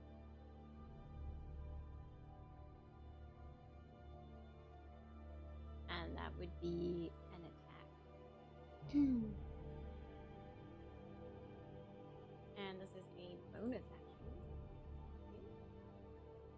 Hopefully I'll be around for the campaign, but I'm going to the mainland for Christmas. We're spending it with my sister and her family. Cool. What day are you leaving? Do you know yet?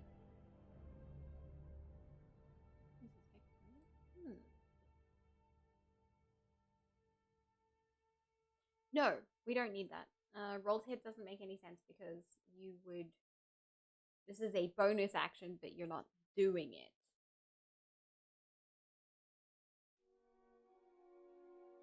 This is just to tell you that you have 2 weapon fighting, which you do because you have 2 daggers.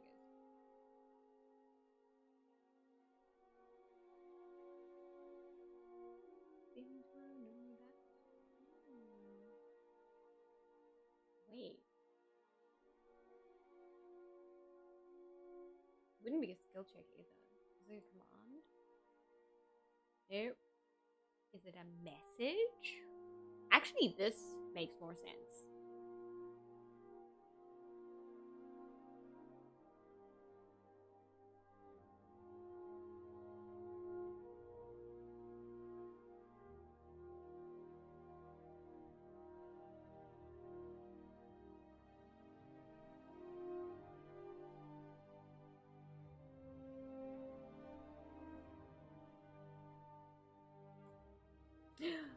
No, what did I just do?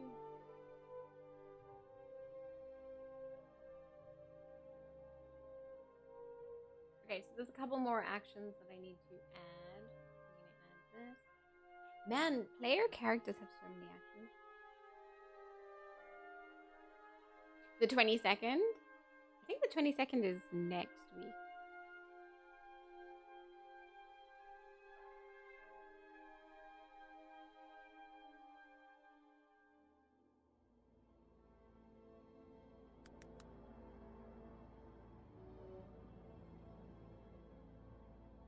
Dash, disengage. Okay. This one is cunning action. And this is also going to be a message because yes.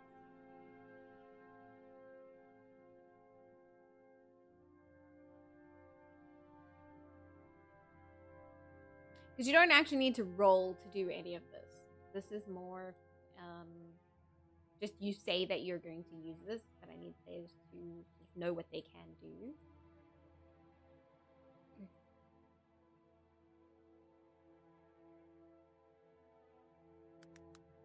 This one is called Fast Hands. Oh, and you know what?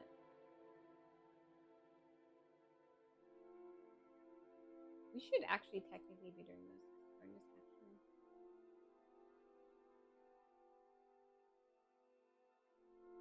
Oh, there you go. Okay, so that's how you do it. Right, right.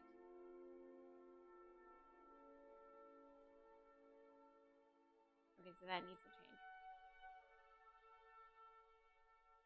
So cunning action is no longer a message. It is an actual action.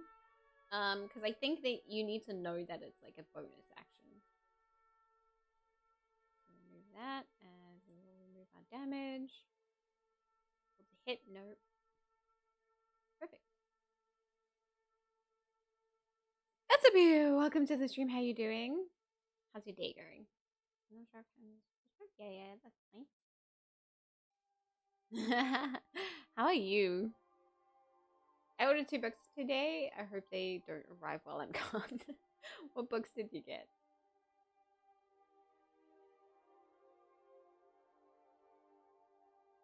Alright, opportunity attack. Reactions? What other actions do we have? We have sneak. Oh, we still have sneak attack. Jesus Christ, rogues have a lot of shit.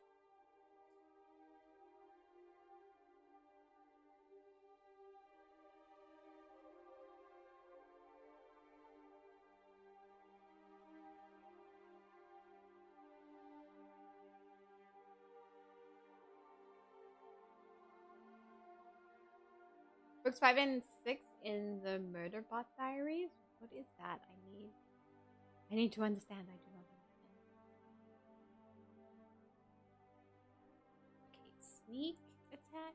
Holy shit, if I have to add any more actions to the stream.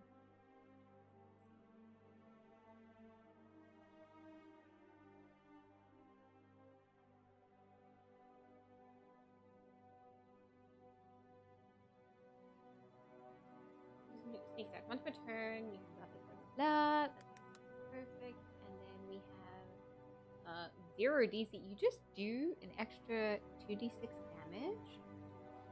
There. I like me some murdering and robots. It's a book series. The first 4 books are short novels. Really amazing though. That's cool. I should check it out. I need some more reading material, if I'm honest. Because actually we don't roll to hit, but we do roll damage. So that's 2d6, right? 2d6. That's a lot of damage. And there's no ability and there's no type of damage. I'm just one creature hits an attack with a finesse and ranged weapon if you. Yeah, but what type of damage is it?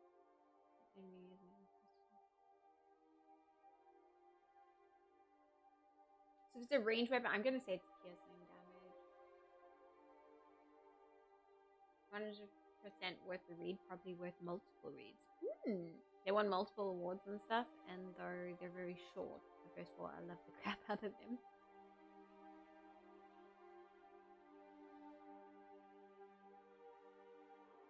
We will have to check it out. Okay, so that's actions. All the actions. Attack, bonus action. Cool. Alright, let's go look at our freaking inventory because they don't actually have an inventory. I think that's actually for players. Like the NPCs don't really have an inventory. Shit, I never really think about that. It's fine. Inventory will go under description. Sci-fi character exploration with some action-y stuff. Sounds pretty good. Like Blade Runner style.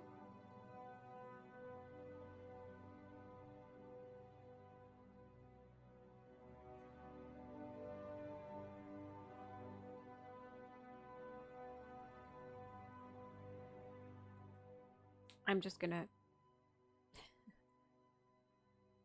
hyper as fuck. That's it.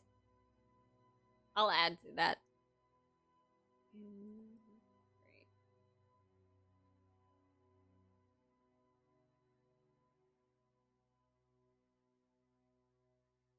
Okay, we have 0 spells. I need to go to my features because I need to delete all these things I put as actions. They're actually just abilities.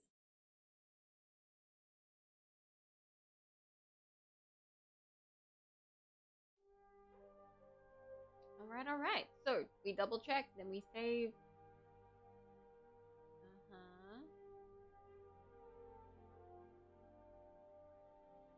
What an in-depth and well-thought character. No, right? I'm so good at it. Experience? No. We are ourselves. We don't need a challenge or anything.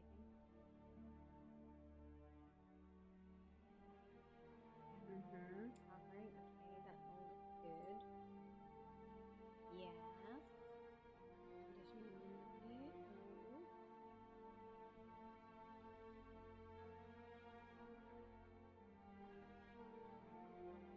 You know what? There is something I want to add here. So, our comfort, and I'm going to say small. They are small, not tiny.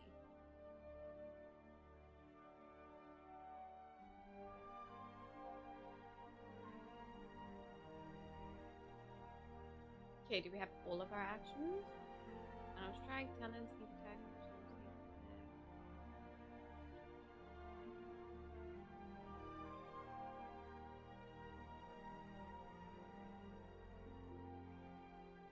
actions and combat needs to change. So this needs to be an attack and this needs to be a bonus action. No damage. And no hit. What is this for? No, actually, this is for you guys. So this week I'm going to be hosting a one-shot on stream. So I am creating characters for you guys that you'll be able to control through things like polls, and I also have a dice like roll. I think if you type in !D20, it'll roll for you guys. Does it work? There you go. So Nightbot will roll for you guys, and then we'll calculate it from there. Otherwise, there is also a rolling capability on Alchemy. It just depends on how you guys want to do it. I get critical fails. Yeah, that's a critical hit. Oh, damn. Dice is broken. So all those high rollers right now. That's not a 1. Seems suspicious. Yes. Okay, let's see what's in our inventory. So I'm gonna say crossbow. 2 times daggers. 20 meters of rope. Usually, I think it's 20 meters is the usual. Club sandwich. What else do you guys want to be in this person's inventory? Actually, club sandwich is probably too big to fit, and so is rope, because actually they're really small. But we do not care. Physics? What? It's not in that one either. Wow. Nice. Spot is broken, for sure. We're just very lucky. 2 nat 20s and 2 18s. There you go.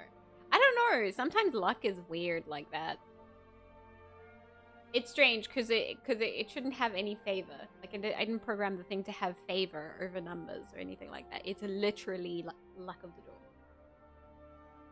Come on, guys. What else do we need to add to this inventory? What else did they have? Add talents. That's not something you carry.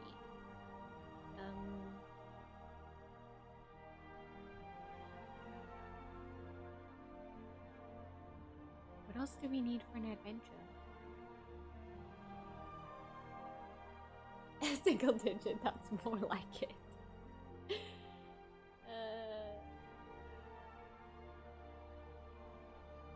What would you guys carry if you had to go on an adventure, right? What would you carry in your backpack? Mind you, this is a small character, so they can't actually carry all that much.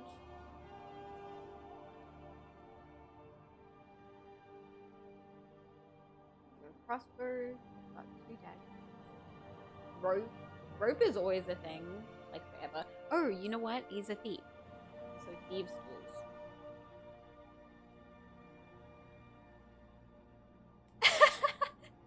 I would carry the weight of my sins. I mean, PCs do kill a lot of people, so yeah. There you go. That's not how you spell weight.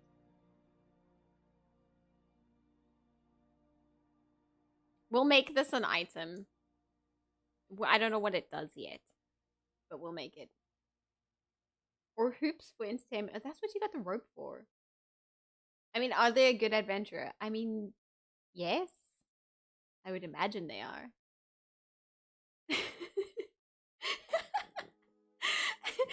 Why did my sin sounds like a terrifying boss? That's actually fucking amazing. I'm writing that down.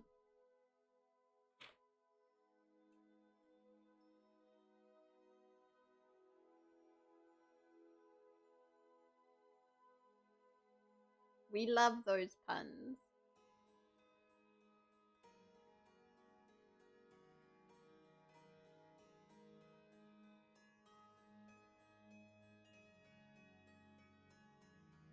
There we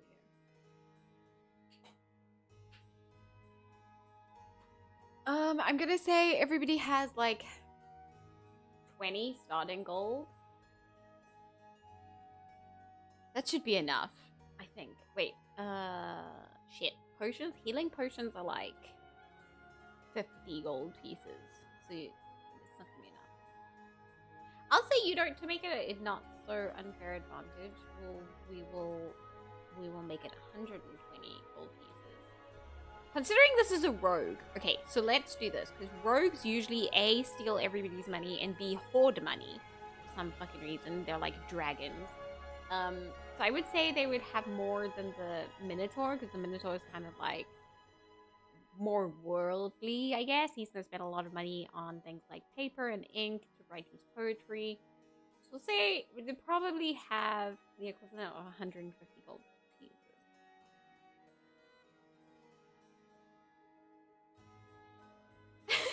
You gotta say Chance OG boss name. You know what? It's gonna become a fucking hat. It's gonna become a, you know what, we can keep that. It's gonna become a boss for stream avatars.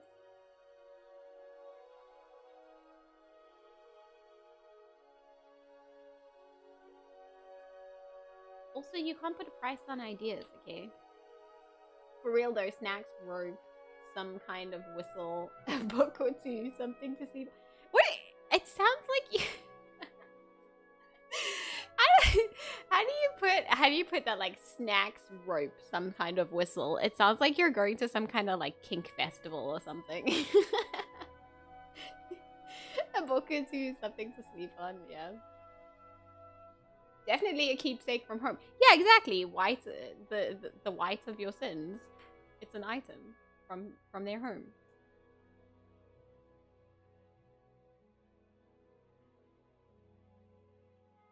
I live on in immortality through a random boss name. That's so true. Okay, yeah, snacks, thieves' tools. I can't really think of anything else that isn't like bloatware, basically. Let me see. What is in their original inventory?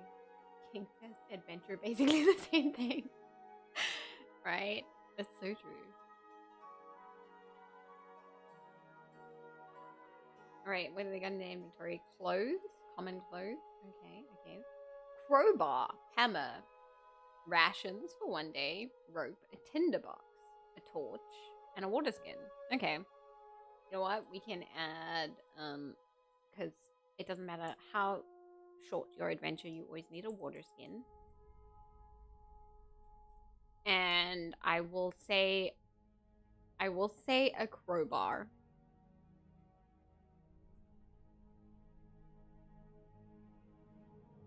That's how you spell crowbar, right? For some reason, that's really wrong. Yeah.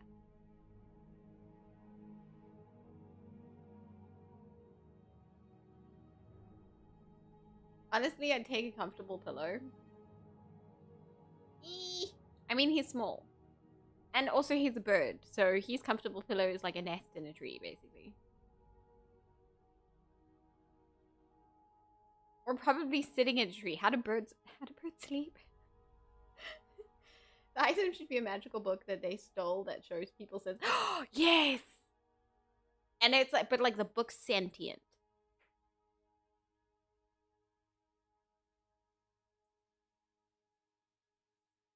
Why am I giving everybody so many fucking items? It's a one shot. Lockpicks are important to rogues. That's true. Well, that's like thieves' tools. You would have a lockpick inside of thieves' tools, wouldn't you?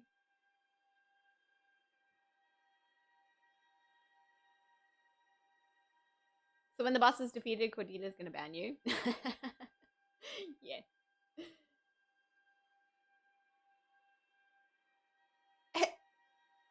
So that's not just a one shot, it's a fun shot. I like that. Yes, it is a fun shot. We're having a fun shot. Hey, you know, maybe the characters, maybe this is just a one shot, but then like the characters can continue in perpetuation. So instead of having to like make new characters every time, you could have the same characters. I would just put them in different one shots every month.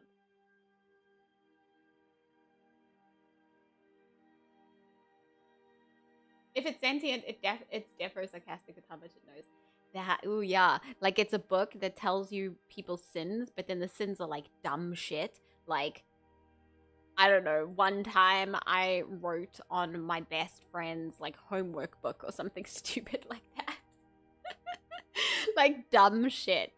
So it's not always like, oh, this is the worst thing the person's ever done. It's just a list of shit that they've done.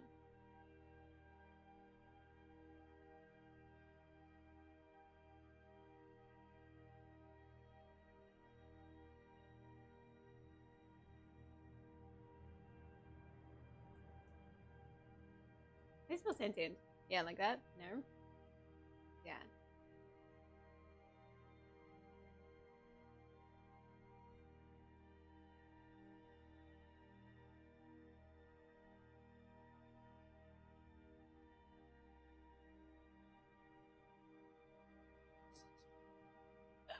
I love it. Oops. Sorry, I didn't mean to smack you, chat.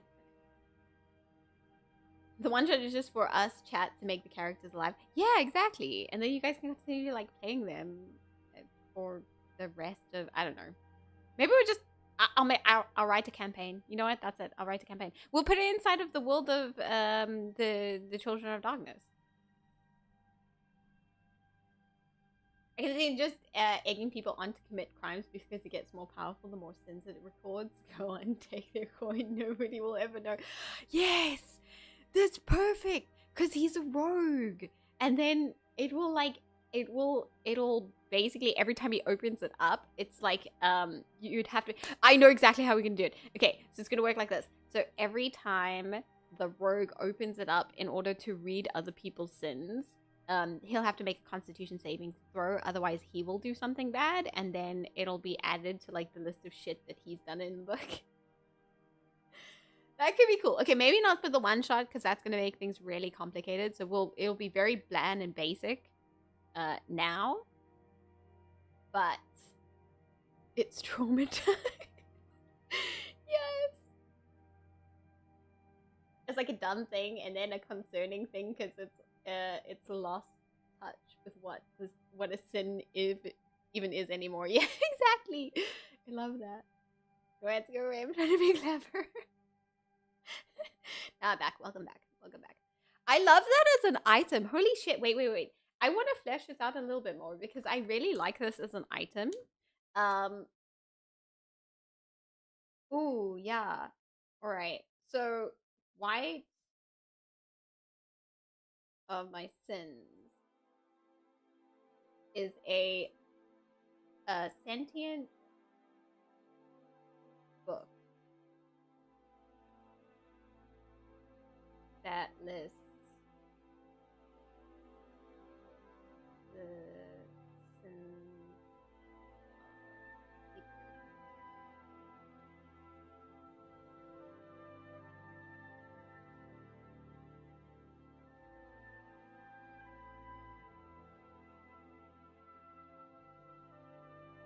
Okay, so when using it,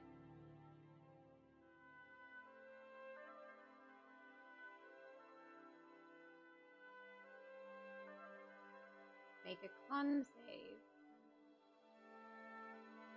or your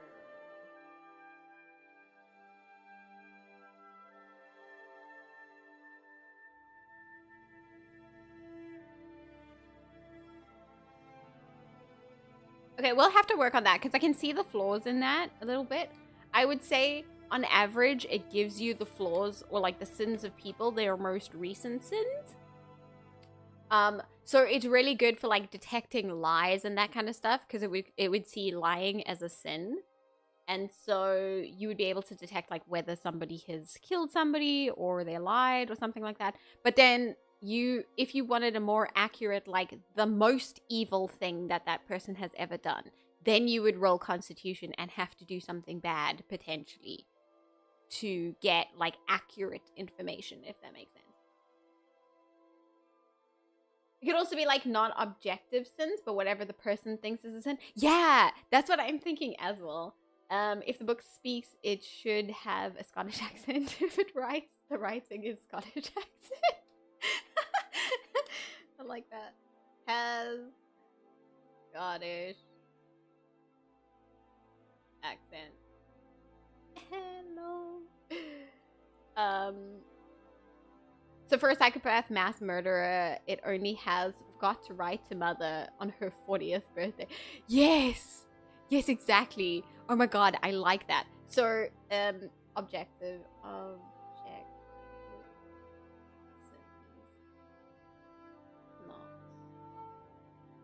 What would the word be? Because sins technically are objective based on the society that you live in. I'll just say society. Yeah. I need to go give this item to one of my OCs. It should have a list of things. So like, forgot mother's birthday, killed the Pope, kicked a baby, like sprouts. Imagine liking sprouts. Wow. Imagine. I love that. That's a great item. I think it's fucking awesome. Okay, cool. So I'm gonna put the bare bones minimum into the one shot because that will make the most sense. Otherwise things get too complicated for one shot. But then we should totally work on that as an item and just fucking publish it on D&D Beyond and see what people say. Because I love that. Okay, so this is going to be a public description so that people can see it because everybody needs to know what's in our inventory. What else we got? I'm just going to leave it at that. Like, I don't know. How would we describe this character? It's a sin the book regards as a horrific deed. To like Brussels sprouts. It's like up there. It's way up there on its list of shit you shouldn't do.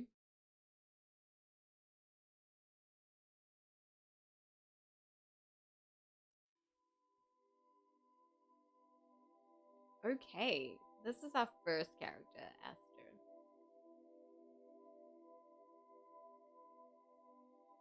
For making an accursed item. Well done. Congratulations. See, this is what I love about D&D. It's like this collaborative thing where you get together and you just make shit up and it's fucking wild. Reminds me a bit of Nightblood, the best sword in all of fiction. Nightblood. I've never heard of it. Not gonna lie. Alright, so let's work on our second character now. This is a character. Let me go back to our D&D Beyond.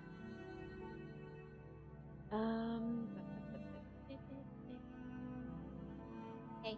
Let me edit this thing.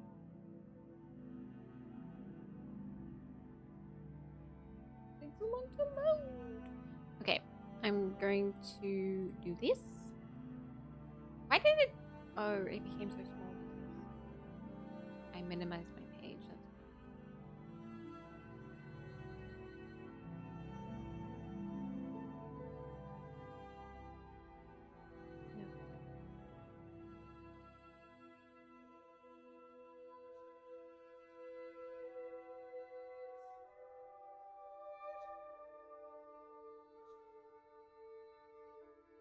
No.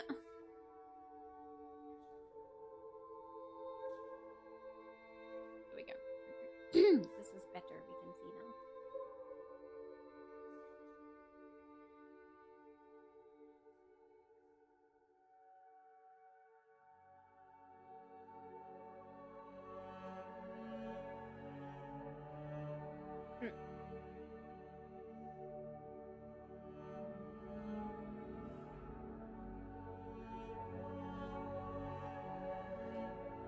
From the book Warbreaker, it's sentient sword created by with the concept of destroy evil imbued into it, but it's a sword. It hasn't got a clue what the fuck evil is, so it's stuff like, hey, that table looks pretty evil. Let's destroy it. I love that. Yeah, because it's all up to like the understanding of the wielder, right? As to what and how that functions.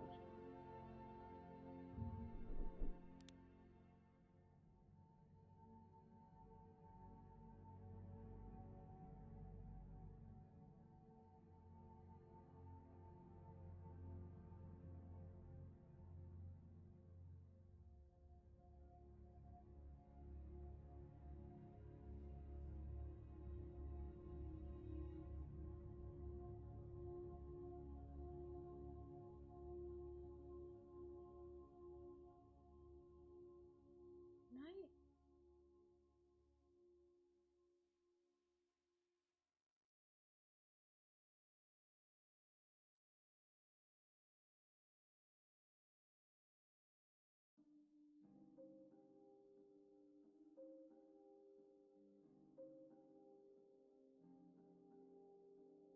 Sorry, I was looking at something on YouTube. Okay, so our second character is going to be a Minotaur, right? Which I actually have class the race for. So let me just change this real quick. It's part of a homebrew. There you go. Minotaur. Oh, it was part of homebrew I made. Okay, that's why I have access to it. Right, my bad. But I based it on somebody else's homebrew, so yeah, it's fine. Okay, so we got Reckless and we got Labyrinthian. We call it Matoken perfectly. We call any path it has traveled. Ooh, what do you know?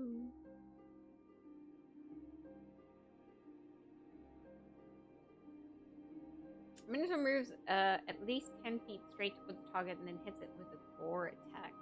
On the same turn, the target takes an extra 9 2d8 piercing damage. If the target is a creature, it must succeed a DC 14 strength saving throw or be pushed up to 10 feet away and knocked prone.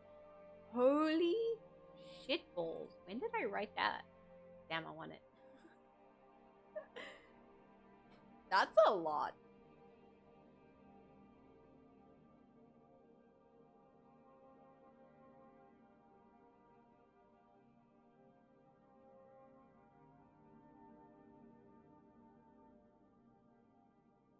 Into a details page?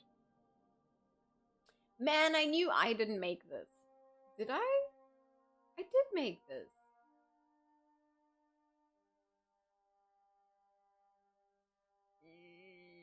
Okay.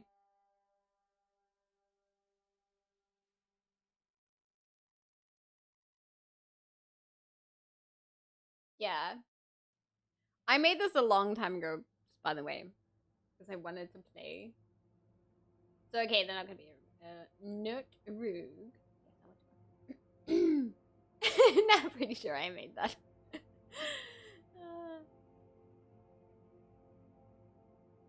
I guess that must have been all the information that I found on, because I think I found it on like a Reddit or something like that.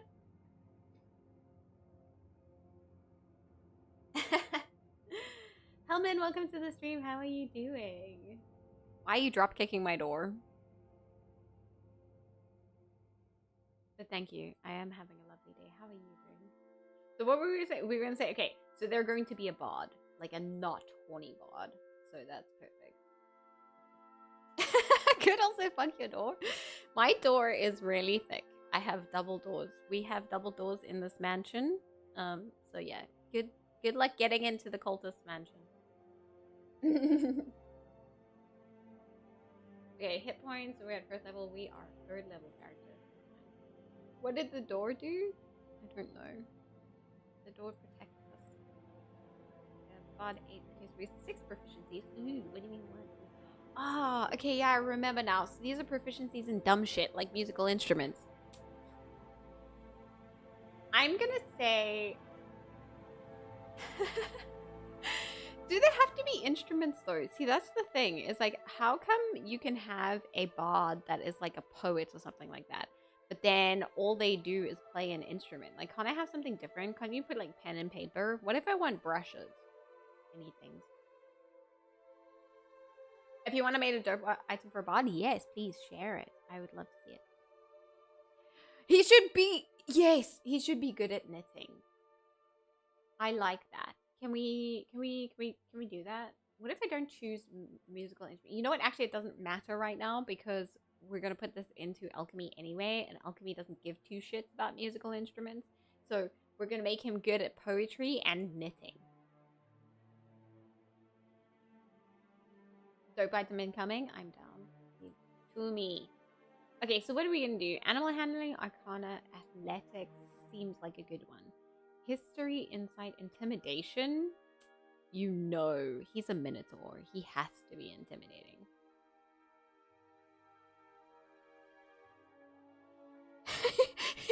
You should make sweaters for cats. You know what? That's amazing. He can definitely make sweaters for cats, but it won't be for cats, it'll be for tabaxis. He will make sweaters for tabaxis. In fact, he's super into charity, and that's his charity. His charity's name is Sweaters for Tabaxis. And he gives clothes. He makes sweaters for the homeless. I'm writing that down.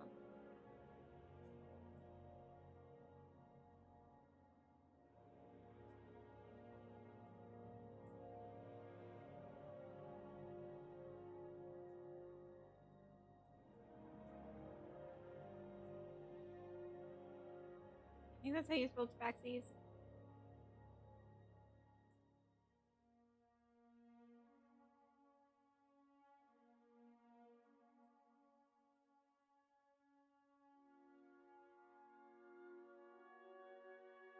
Yeah.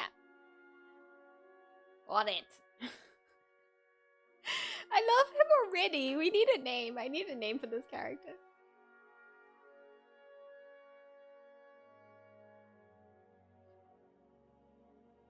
Poetry, super serious minotaur, so he's gonna be a giant serious minotaur in hand-knitted clothing that gets into epic rap battles in the middle of Who said he was gonna get into rap battles? He just recites poetry in the middle of combat.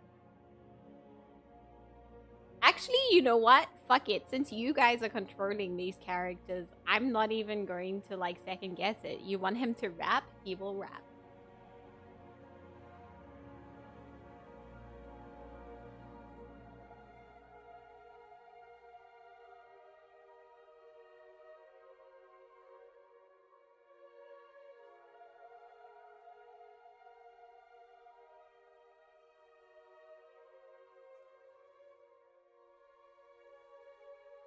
Wears knitted clothing. Wears. Yeah, like is it a bard? It's a bard. Yeah, he is a bard. So okay, so he'll wear like what do you call those? You know the knitted jerseys that have like all those different patterns that they make in Scotland. I personally made an NPC for my world that uses icicles as drumsticks. That's pretty cool. I would make people roll Constitution for that though, because like their fingers will freeze off. He should look terrifying, but be a really cute guy. Yeah, I like that. Like birds and shit come and sit near him because he's basically a Disney princess.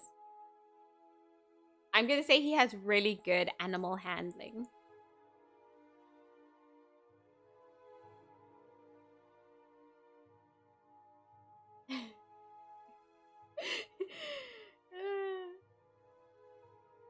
You should also like and subscribe to his channel to support his charity. Yes. I love that.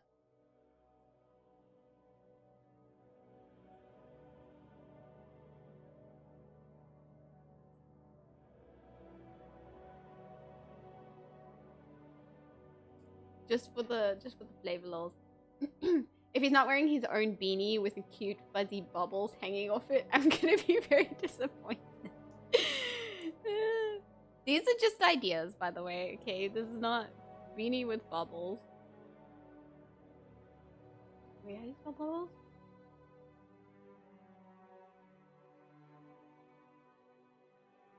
Yes, I love it.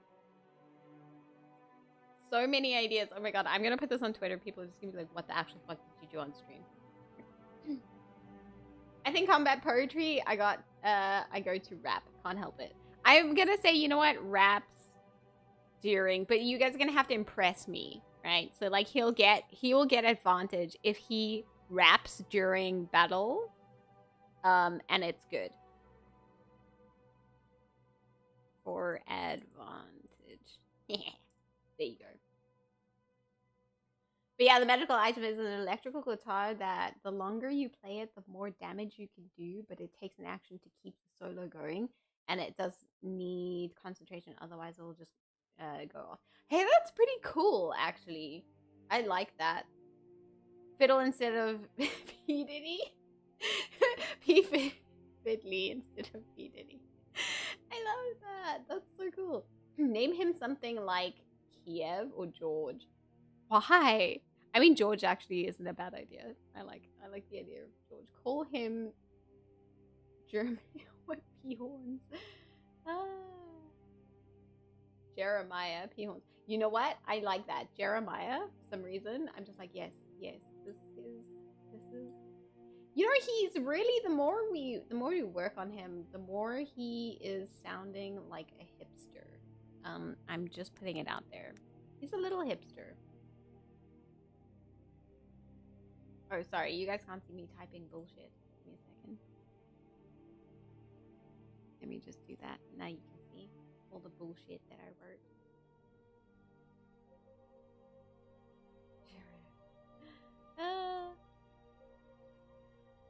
I think he should actually wear like proper gear and then have like pink knitted heart undies. No, you can't have knitted undies. Please stop. That shit's so itchy. What are you talking about? Disney princess in the on the outside, but when it comes to rap battles, he'll destroy you. Yes. And then when it's cold, has a cute hat. I like that. He hates no one except hipsters. He hates hipsters. Has a latte at Seattle Coffee every morning. Yes. I need a different name for Seattle Coffee and D&D.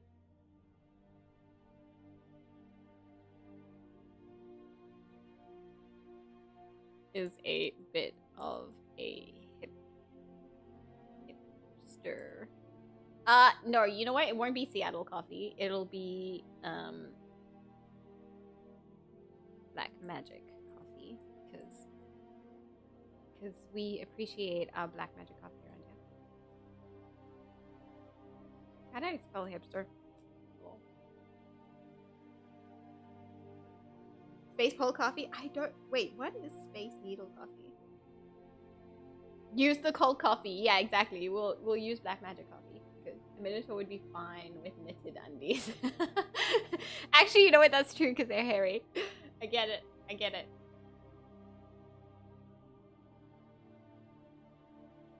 Also allergic to gluten. Yeah. What have we done?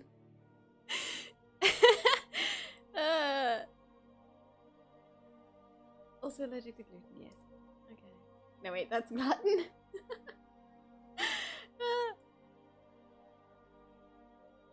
Why do I... Sometimes I like randomly capitalize the dumbest shit.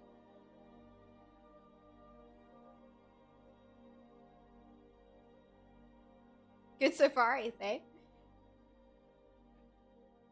He should have matcha instead of coffee. You know what? You're right. Black Magic matcha. Or matcha. It's green tea, basically. No, wait. Okay, Black Magic coffee is the brand. So he would have a matcha latte. Bro, I can't... I'm still not used to this fucking keyboard. I wouldn't even lie.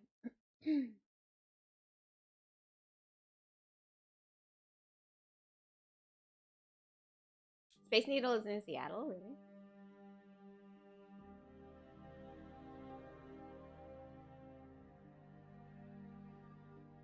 Such a such a minor detail that people will forget, and then the final boss starts throwing wheat products around. You know what? It is actually a campaign centered around apple pie. So, there's that. He's allergic to gluten, but doesn't know what gluten is, so he keeps saying that he can't have gluten. Yes. What have we fucking done? What is this character?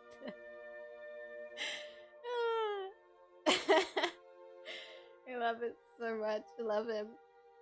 This is not the Chad. When Twitter voted to have a Minotaur, this is not the Chad that they thought they were gonna get.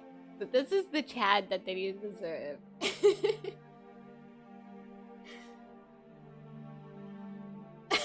Just make your coffee brand canon in your D&D world. Hell yeah. Hell yeah. That's exactly what we're doing.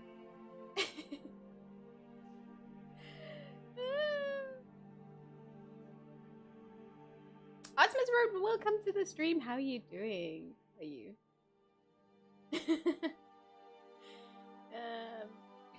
By the way, what is alchemy? I heard you mention it, and I figured it was what you're using. But I've never heard of it before. Yes, so it is what I'm using. Alchemy is fucking amazing. I would recommend that you go and check it out. It's like Roll20 basically. It's called Alchemy RPG. 100%, I definitely recommend it. They have... Okay, so I'm gonna show you real quick. Actually, you know what? I'll take the time just now to show you exactly how it works. But it basically allows you to join campaigns. Hellman, thank you so much for the follow. Welcome to the cult. So you can set up your own campaigns. You can set up 3 different games, and this is for the free version. So for the free version, you have 3 games that you can set up, and then you can set up your own universe where you can copy information that you have created. So things like items, NPCs, different like lore and that kind of stuff. You can copy it into games and use it on multiple games, which I will explain to you in a little bit. Let's finish playing with that character at the moment. But yeah, it's amazing. It looks really good. It functions very well. I would 1000% recommend it. The only thing is there's a lot of like you have to create things from scratch, especially things like NPCs and that kind of stuff. But yeah, otherwise great. Cultachina, I like that. Best coffee. Best coffee for sure. A solid character. He can have apple pie without the crust. For sure. I like that. Or whole wheat apple pie. Nobody knows what gluten is, so he's like, I can't have gluten. And people are like, yes, sir, of course, sir. Whispers, what the fuck is gluten? I love that. He's our Chad clusterfuck. Agreed. 100%. I love him. I love him so much. He should actually not be allergic, but just have trolled into believing he is. Yes. Yes. It can be like psychosomatic. If he thinks it's gluten, he'll have a reaction to it. But he doesn't know what gluten is, so he thinks everything is gluten.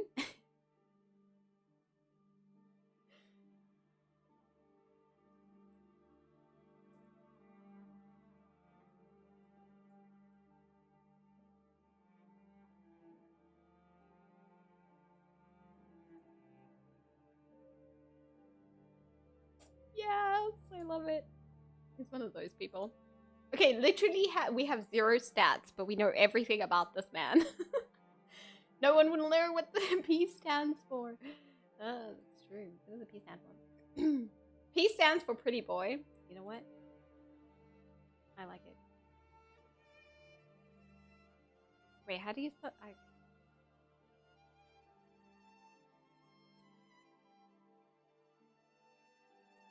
And then horns, because you know he's a minotaur, and minotaurs aren't exactly.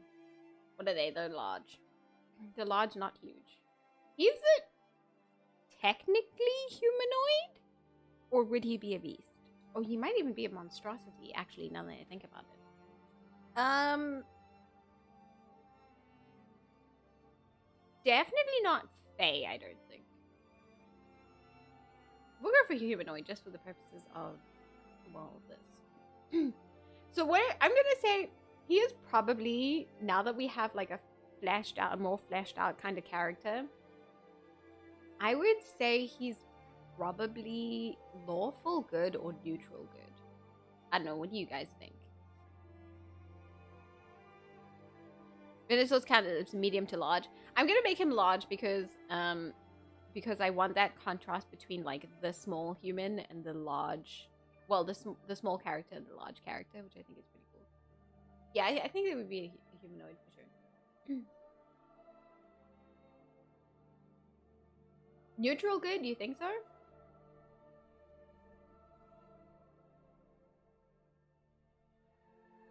They do not have Minotaur on this list. You spell it like that? Yep, yeah. I didn't think he'd be lawful. Yeah, you think so?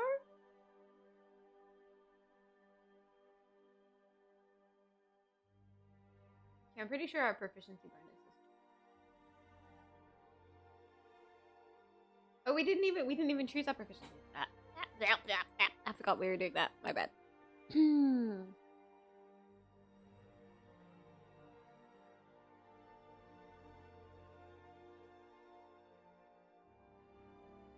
What? D&D Beyond? What are you? What?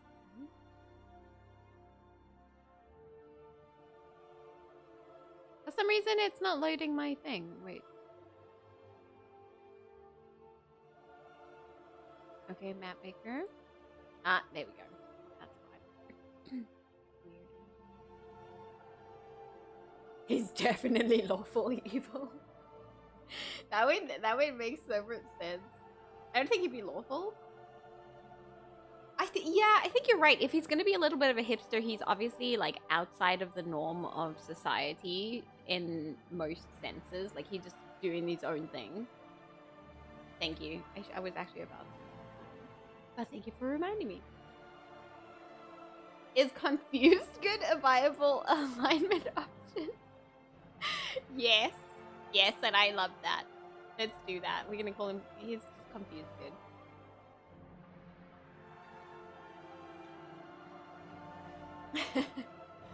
He would not care about the law if he could save a puppy. Okay, yeah. You know what? You're right. You're right. This is true. He doesn't care about the law. He is an only horns profile to prove it. Why have we made the internet's version of like a good guy? has an Only Horns account.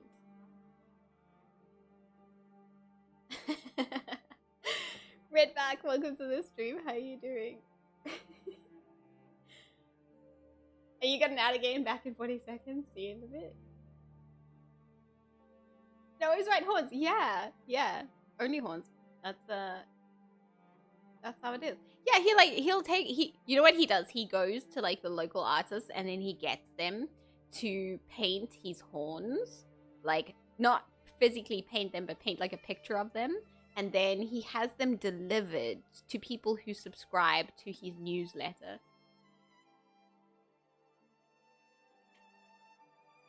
He also is very popular on Only Horns and will get recognized.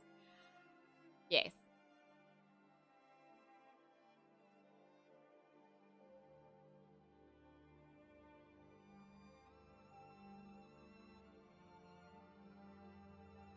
And when he does get recognized, he gets incredibly shy about it.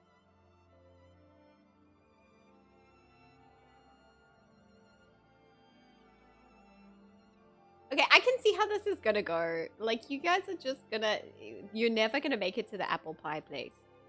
And you're just gonna wander around, like, this world doing crazy fucking shit. That's why he wears his beanie with bubbles on it. So people can't recognize his horns. No gluten, only horns. But the question is, does he know what it is, or does he just think it's a gluten-free web? He also is very popular. Yes. 2 million followers on TikTok. It's like, yeah, that's 100% exactly how this is gonna go. Because obviously, you know, there's like a network of magical communication devices, and so obviously he would be able to post stuff. That's how magic works, right? This horn comes to tease people and he's only one. He is now a multi-dimensional being and is going to be in my world. Please, by all means, I want to see that. Click like magical social media. Wait, okay, so 2 million seems like a bit much, right? If we were talking about a medieval D&D kind of society, I don't think, like, most places wouldn't have 2 million people. So we'll go with like 200,000. Like that. And you know what? He has 2 million, it's fine.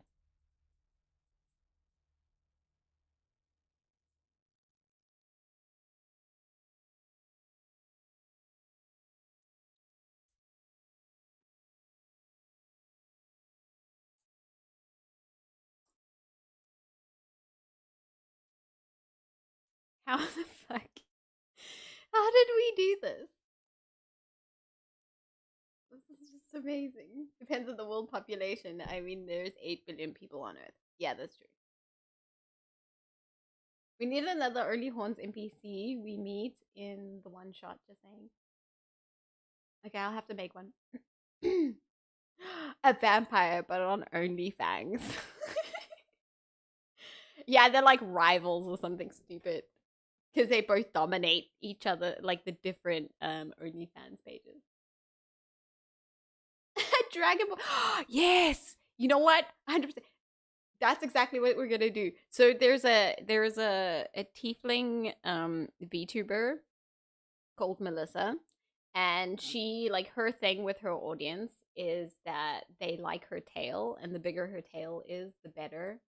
So I need to find some more music. There you go. So yeah, it'll be like a website where people can go and rate other people's tails, and like the fatter the tail, the better. This is stopping in one shot and just became like a social commentary. I love it. His rival, a satyr that is close to being his rival. Yeah. We have world lore based on this one character. He's a twig. The satyr. I like that.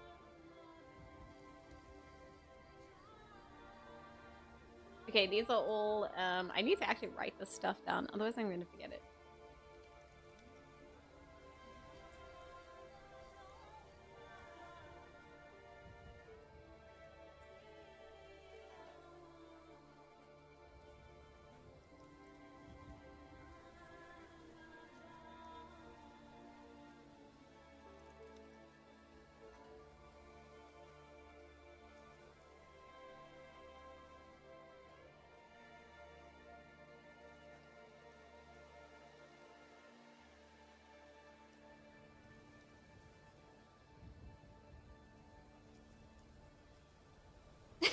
This isn't a one-shot anymore.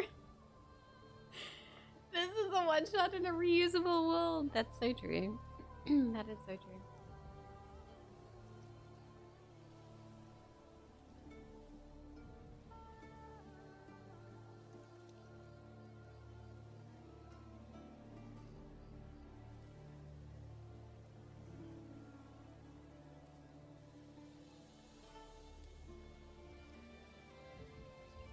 I love everything about it. Okay, let's get back to some stats. 20 years of adventures of Jeremiah P. Horns. Love it. I just looked at Twitter and saw he is meant to be a non-horny bot too. That's so... Wait, how did you guys do that? How did you turn that around on me? Ah! And now we have him on Only Horns. He was supposed to be a non-horny bot. What it... I can't take you guys anywhere. Honestly. I really can't. Money is money. I feel like Jeremiah would want to ask people to do a collab to support his charity. See, okay, so that's the thing. I imagine that, like, he's an adventurer, right? So he makes enough money from adventuring because he enjoys it. But then he does everything on OnlyFans or OnlyHorns for his charity. So everything that he makes on OnlyHorns goes to his, like, his charity what sweaters for tabaxis. He's shy about it. That's true. Can be all modest and wholesome and everyone else is being horny. Yeah, I love that.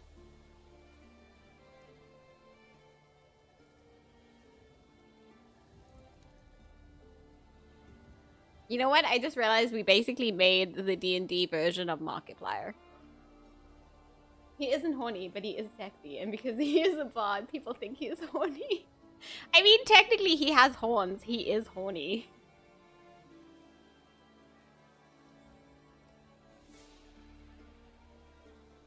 He's a marshmallow. Oh god, I let this get away from me, for sure.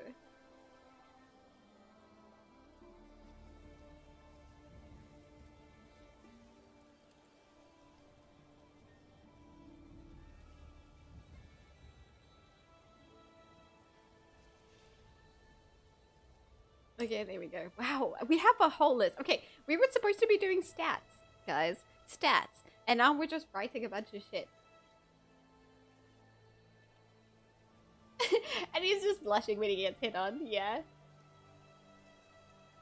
His most potent con ability, you laugh, you lose. Yes. Okay, wait. We said animal handling was going to be one of his proficiencies, right? And then, so we can have religion, persuasion, performance, nature maybe, insight, athletics. I think athletics would probably be the next because he's tanky as fuck. He's a big boy.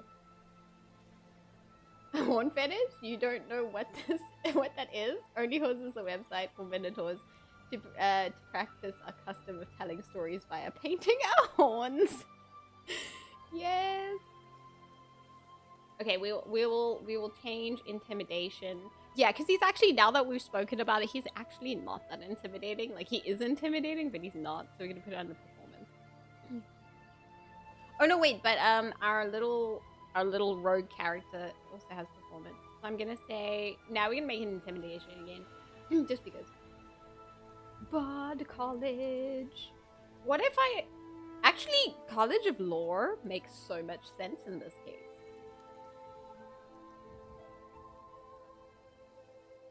We have some stats. He is proficient in animal handling, poems, and knitting.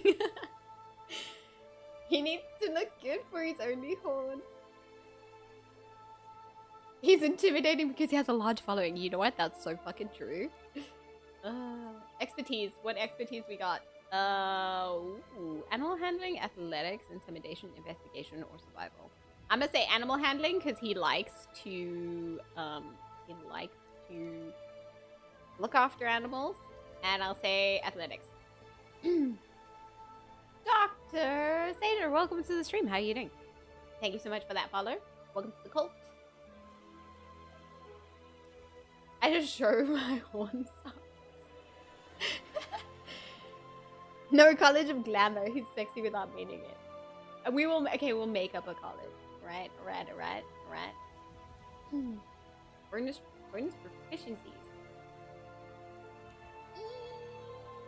What did we say? What was the other thing that you guys wanted? Was performance? Yeah.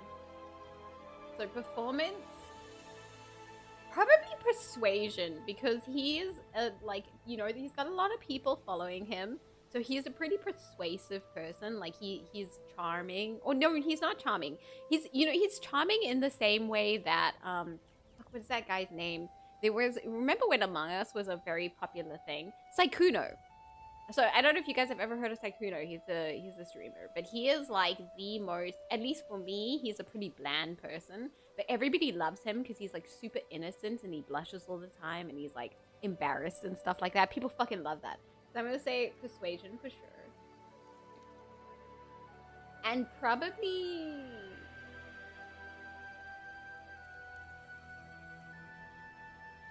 no. Investigate medicine or nature. I think perception, religion.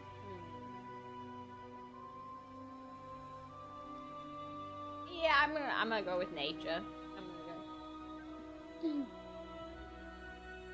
Traveling physician, don't mind me, just needed noise as I work. I feel you. I feel that deep in my soul. I need noise when I work, I need noise when I sleep. You should look scary as fuck, sexy but scary. It makes the contrast better. You know what? That's actually true. That's actually true. Cutting words. What does this do? Ooh.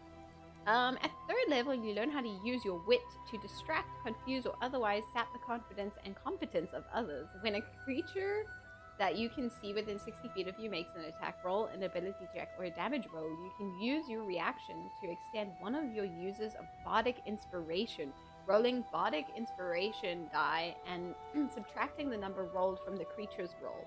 Holy shit, it's like a reverse Bardic Inspiration? I love that. So anyways, I'll make only horns a thing in my world. I think you should, because how many races actually have horns? Like there's a lot of them. Like tieflings have horns, minotaurs, which are actually homebrew, so they're not like default, have horns. Furbolg don't actually have horns now that I think about it. But there's a lot of like races and sub races that have horns. So that makes so much sense. I love it. Funny you say sleep, that's what I'm working on. A D&D character focused on sleep. Hey, that's pretty awesome. I like that. What's the idea behind it? It was supposed to be my background noise, but this is more fun than siphoning. Hell yeah. Hell yeah. Okay, so cutting words is like a reverse Bardic Inspiration. That's pretty cool. I didn't know that was a thing. Alright, what's next? Abilities. We're gonna say, come on, we have to make his strength max. 15. Dexterity, I'm gonna say, we can make it 10 because he's a pretty bulky guy. And he's big, so it's gonna make him hard to move. Charisma, ooh, okay, so now here's the thing, right? I want to keep my constitution pretty high because he is tanky as fuck. But maybe we should swap charisma and intelligence because I would imagine he's actually quite charismatic. He accidentally roasts people, yes.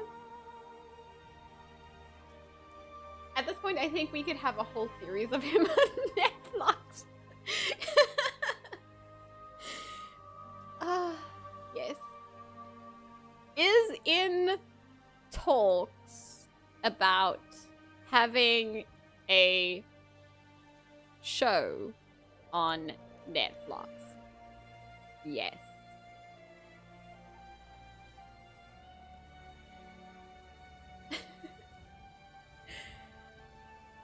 And the ones that don't have horns wish they had horns. Exactly. Exactly. This is out here like, damn, I wish I had those horns. If Esmar can have horns, Furbolg can too. Hey, that's actually true. You know what? That's true. Also, what? Oh yeah, you're right. Esmar do actually have horns. But I must abandon your horny adventures. It's bedtime for me. Aww, that's too bad. But thanks for stopping by, Zephyr. Only horns doesn't limit to horns. Just horny people. You know what? I like that. Technically, their comatose body possessed by some sleep-based deity is an unwilling vessel to take revenge on the deity's enemy. Dude, that's so cool! That's freaking awesome. Ooh, I like it. I like it a lot. Wholesome character, honestly. He's a bit too... He's like very wholesome for his own good. He needs to be really charismatic and strong. Yeah, I like that combination. I really do like that combination of like... Because usually when you have like a really strong character, a lot of the time people make them dumb and uncharismatic. But a strong, charismatic character makes so much sense. So what we'll do... Okay, so I think because he does get shy sometimes, I was gonna make his constitution 13 and his charisma 14, but no, I'm gonna make his intelligence 12 and make his charisma 13 because he does get shy. So, and even though that's charismatic to some people, it still can be a flaw because some people don't like that. So. He's a soft boy, but will defend his friend. Yes. The Dreamweaver, Singer of Sleep. That's awesome. I love that. Turn that into a homebrew. I want to use that. I'm kidding. Why don't I have any ability? None of my what? I don't have any ability buffs. I guess because it's a homebrew. I didn't really think about that. So he's strong, but he's not that strong. You know what? It's fine. I'll do it in alchemy. I will give him extra buffs on strength.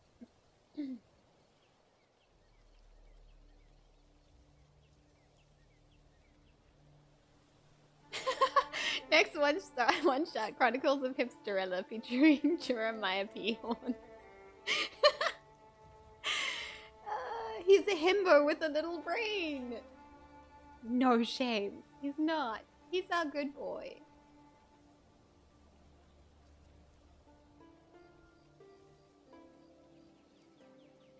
Okay, so I don't want to go with Haunted One. We're gonna go with what it was not noble. They were folk hero. Folk hero is perfect because he is just humble social rank, but you're defined is destined for much more. Already the people of the village regard you as their champion.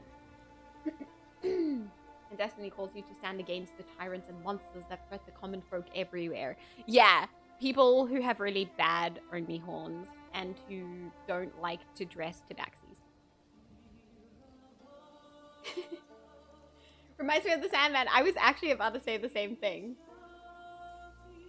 He's from the College of Softness. Yes. They got the classic nightgown and cap drip with the big pillow as a spell casting pose. That's awesome! Oh, that's awesome. I love it. Skill proficiency, survival. You know what? We're gonna do it. Ah, here we go. Here we go. Okay, cool. So we have alchemist supplies, brewer supplies, calligrapher supplies, carpenter supplies, cartographer, cobblers, cooks. glass blowers, jewelry, leather work, mason, painters, potters, smiths, tinkers, weavers' tools. There you go, that's what I was looking for. He knits, so weavers' tools make the most sense.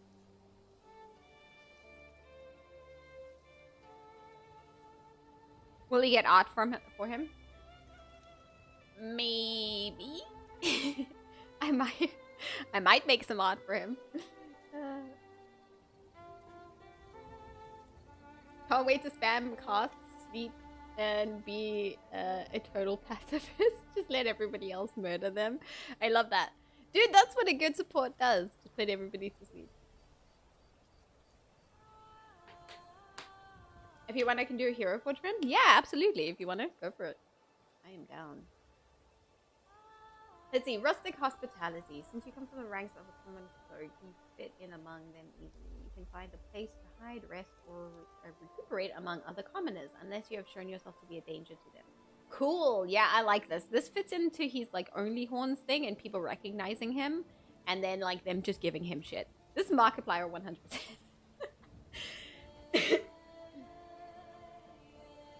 They will shield you from the law or anyone else searching for you, though they will not risk their lives for you. Jesse, yeah, that's fine. We already know what our good boy is like.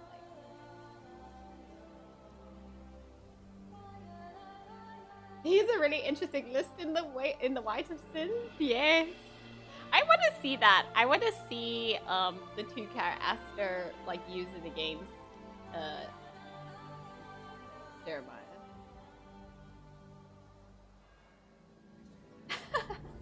Heal, goodness, no, I sweep the team as well. No, I know, that's what I'm saying. It's like being like knocking your enemies down and then just letting your team finish them off. It's really good. Will your DM allow it? That's the question. He's in vanity and he's really ashamed. Shame, it's so sad. No, because Markiplier isn't really shy. He's soft boy, but gets horny people. Yeah, that's true. My DM gives 4 magic items in, I'm sure he would. Okay, yeah. That's cool though. But then you guys are obviously playing higher level, correct? Okay, I don't care about all of this. Oh, that reminds me. What is his main weapon? Not knitting needles. You cannot say knitting needles. I'm gonna say he would have one. What I have two. Okay. So I'm gonna say he has 1 dagger and not a crossbow. Let's go see what's in the book. He plays with Snoop badly. No, that's not his weapon though. If you say level 4 is high, then no. Okay, again, that's not that high.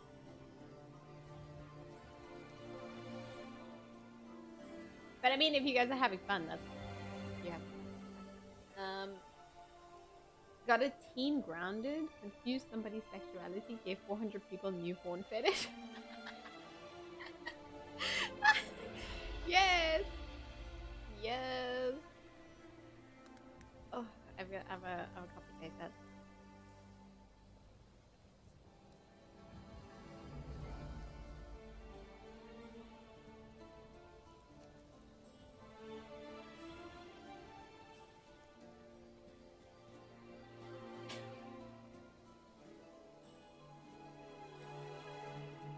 There's just so much lore. There is now so much lore about this character.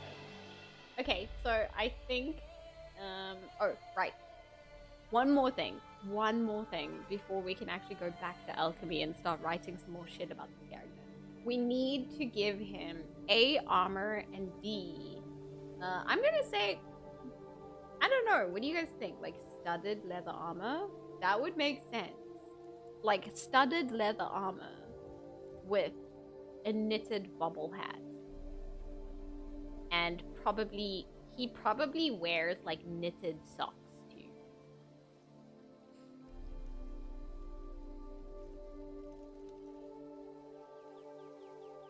I added everybody in my campaign about only horns. We can make his weapon a shield if you want to have tavern. Ooh. Shield could be good. Also today, thanks for thank you so much for stopping by, and thanks for all the brilliant ideas. I love it. Have a good one. Polish of Whispers Bard for the Dreamweaver. Psychic Blade. Ooh. Sabotage. That's dope. His main weapon can be a shield if you give him that info.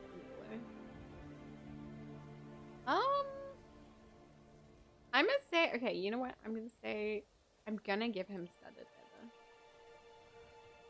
And I'm going to, let's look at the weapons. We could give him a boomerang. Crossbow, dagger, great club, hand axe. I feel like the axe is a pretty good one. Light hammer, longsword, mace, a quarterstaff.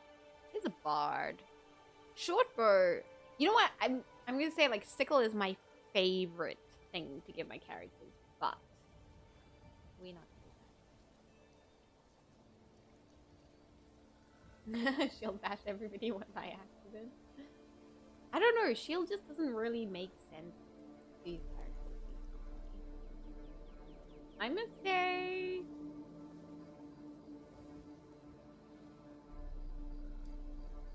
He's still, I mean, he is still probably a short sword. Like, the short sword makes the most sense. Give him a whip. Ooh.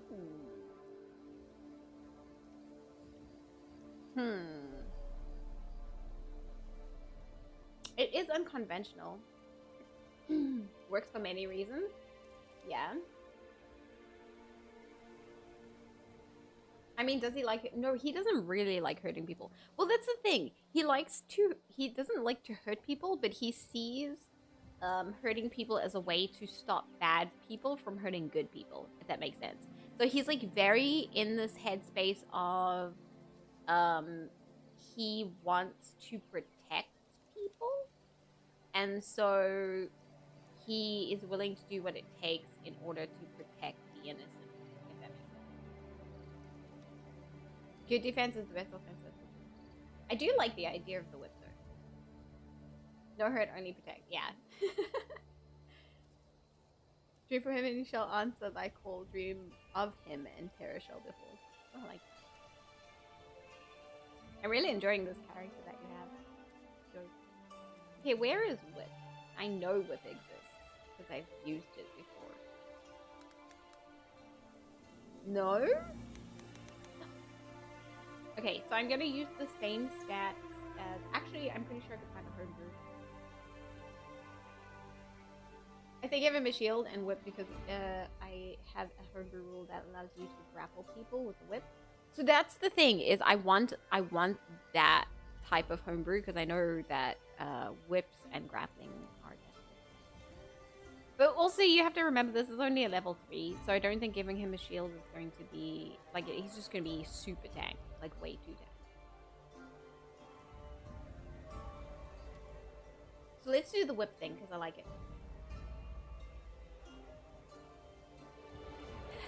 His name is Bob.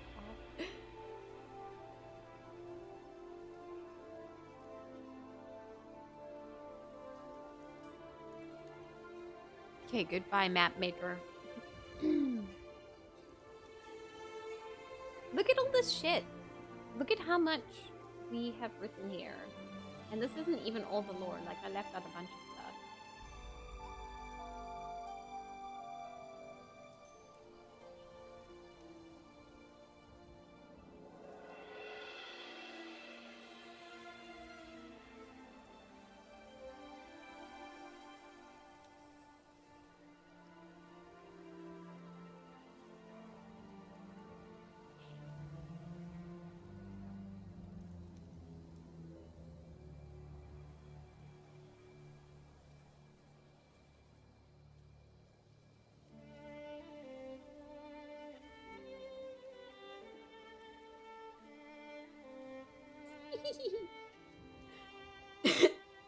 She'll gives you +2 to AC. Yeah, but he also already has studded leather armor, so his AC is pretty Time to break my DM's wall with the 4 uncommon magical items he gave me. He don't need shield, he has armor on his forearm and just uses that. That's a cool idea, actually. I kind of like that over a shield. I feel like shield's a bit too much. Especially for a bard, because if it was like a small shield, but then I like the idea of the arm thing. That actually makes way more sense to me. Okay, rating challenge. What do we got? Proficiency is +2 as always. Inventory. I need to put my stuff on. Oh, he's not as tank as I thought he was. Actually, no. 14. Yeah, that's right. Okay, hit dice. What do we got? What do we got? Every time. Every time.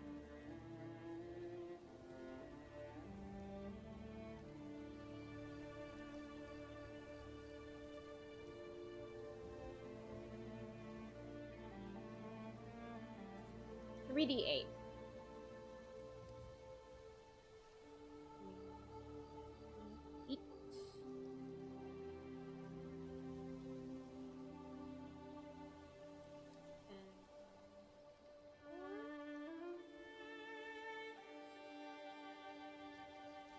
Speed walking. So walking speed is like 30. Wait, because he's big. So 35, I think.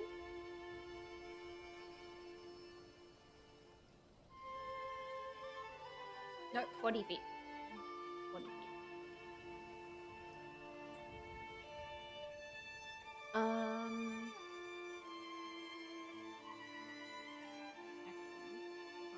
What did we say our strength? Strength was max. And I'll say because he's a minotaur, he gets a +2 efficiency for that.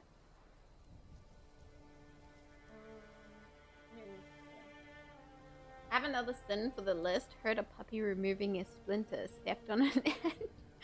Broke a guy out of prison. He was a good guy. Yes. Just normal like adventuring people stuff.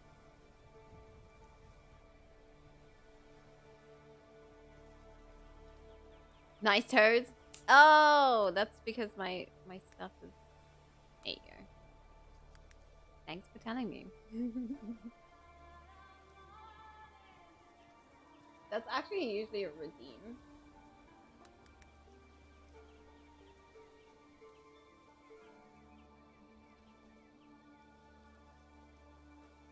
Okay, so what was that dexterity? Our dexterity was ass. That's what it was. Yeah, it was 10. Then we have 14 in constitution, 12 in intelligence, 8, 13. So 14, 12, 8, 13. 14, 12, 8, 13. Yum. Thank you.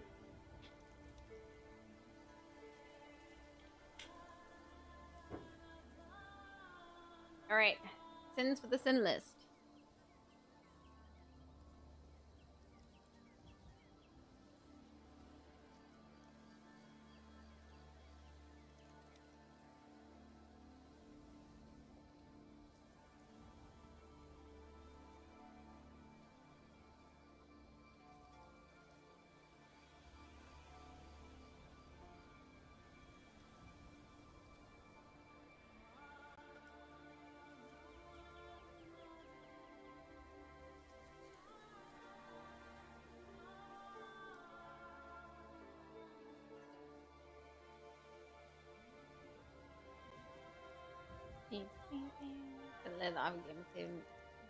Yeah, but he gets an additional because of his racial trait.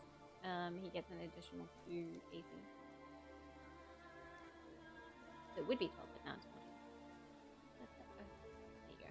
Okay. My mouth wasn't moving. Features. Let's see. Saving throws. Efficiency on what saving throws? Oh, that's right. I couldn't find saving throws before either. By the way, we did. Okay, so proficiencies on saving throws are charisma and dexterity. So dexterity and charisma. I don't think. Also, you have to remember that like this is a pretty low level one shot, so they're not really going to be rolling all that high. Although I say that everything's based on a d20, so. Let's see what we got in skills. So why do I have half proficiency here? Why is everything a half proficiency? That doesn't make any sense. Is this a bard thing? Do bards get like half proficiency on everything? What the fuck?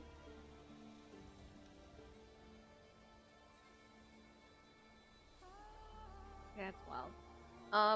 So our proficiencies were as follows: survival, persuasion, performance, nature, intimidation, and acrobatics. That's a lot of proficiency.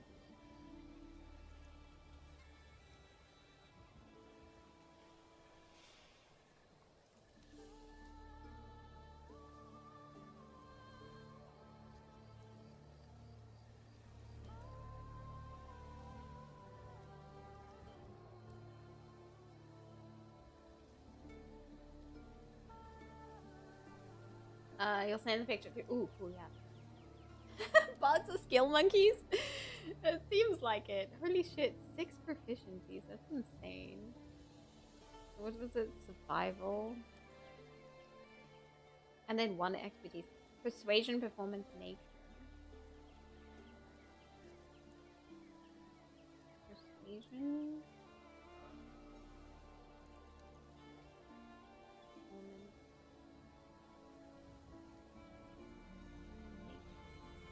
See, that's the other thing, is like making him super tanky, but also having all of these like proficiencies and stuff just makes him a bit OP. I have to nerf him a bit. So intimidation and acrobatics, and then athletics is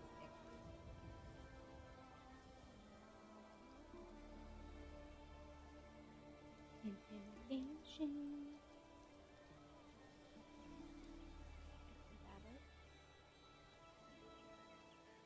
Oh, and animal handling and ethics.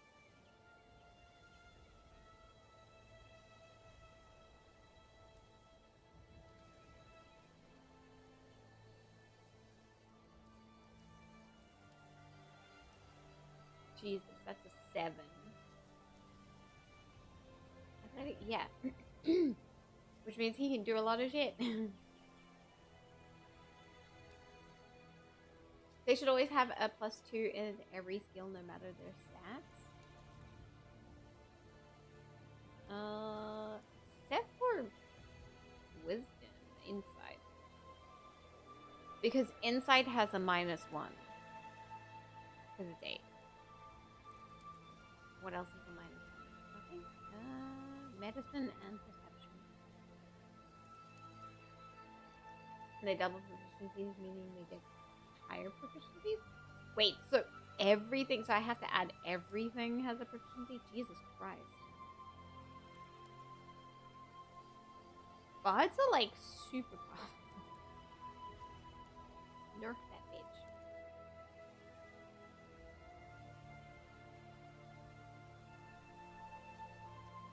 Survival +1.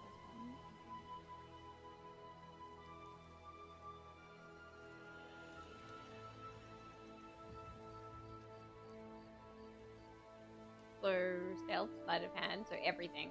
I'm gonna just add everything.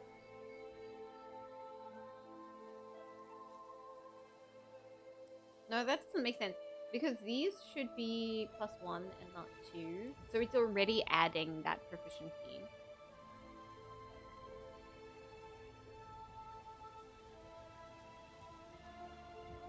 so that's perfect.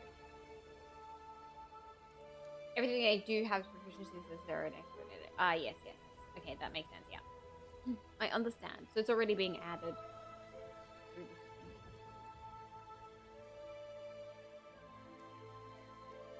Okay, condition immunities. No. Damage immunities. No. Condition sense. What's my base perception? 10. Passive investigation 12. And passive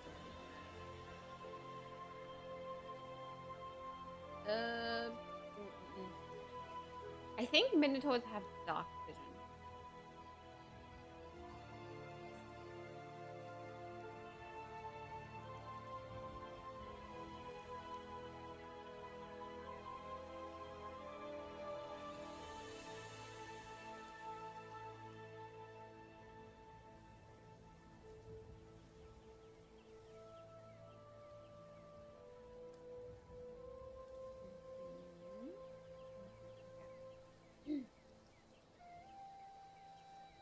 Welcome to the stream. How are you doing?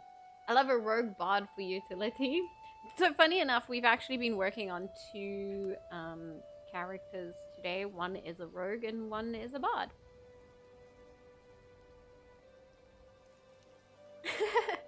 Rogues, bards, monks on their function. Monks are ass though the first 2 levels. Like as soon as you get to level 3 and you can like kick ass, then they're great to play. So the first 2 levels suck.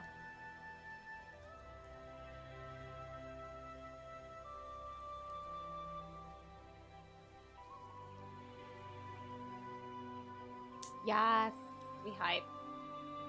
Bardic inspiration. Our boy is born. He's great. I love him so much. I love him so much. I love the fact that we named him Jeremiah. Like, what the? Okay, so that's everything. We don't give a shit about abilities. Add actions. Okay, let's start getting into this shit. This is a pain in the ass. Okay, so we have unarmed strike and we have an attack. So unarmed strike damage is just straight up 3. How does that work? I thought it was a D1D whatever.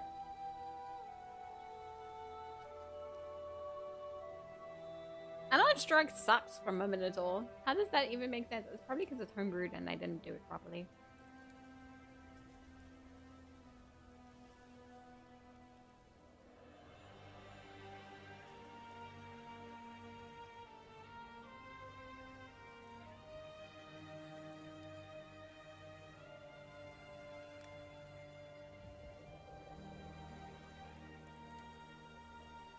Okay, unarmed strike, that's an attack. And that is the team modifier is going to be strength because it's unarmed strike. See me on Discord. How you think you should look, like eye color, fur color, etc. And all the medicine. Ooh, thank you. I think I'm gonna have to send you a message later on that because I have no idea right now. Your party, welcome to the stream. How are you doing? What's new?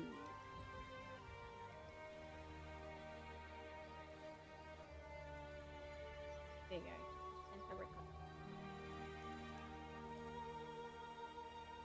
I play a Law Bard 8 and Rogue 2 in my campaign I'm currently in. It's the most fun. It sounds like a really, the two would gel very well together, I think.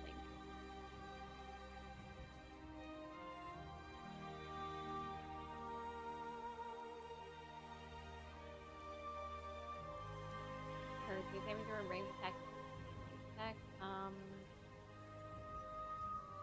I guess it's just straight up. I'm gonna say the damage on that is 5 because you get fucking hit by a Minotaur, and I'm sorry, but you're out.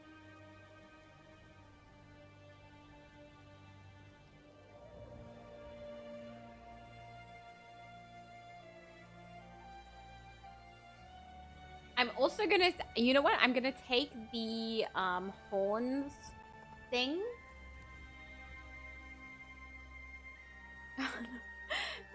4:30 a.m. is an appropriate time to wake up. It's almost 6 now. Jeez. I feel for you. I do. Oh, okay. I'm gonna take that action, and then where is my Satyr character? Because I wanna steal their horns move. Because that would make so much sense as a Minotaur to have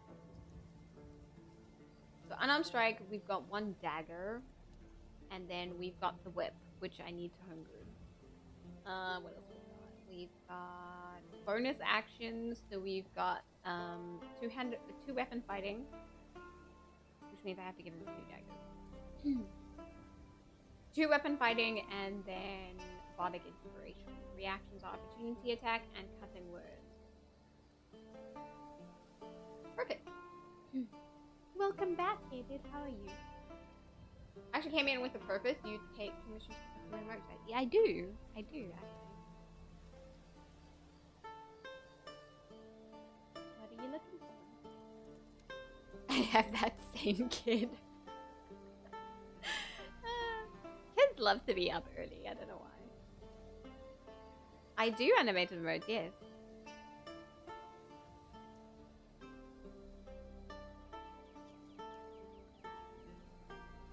Epic, thank you so much for the subscription. How you doing? How's your day going? Sorry. Nothing wrong with 4:30 a.m. in the morning. Yeah. Sure. Oh my god, the sun is set.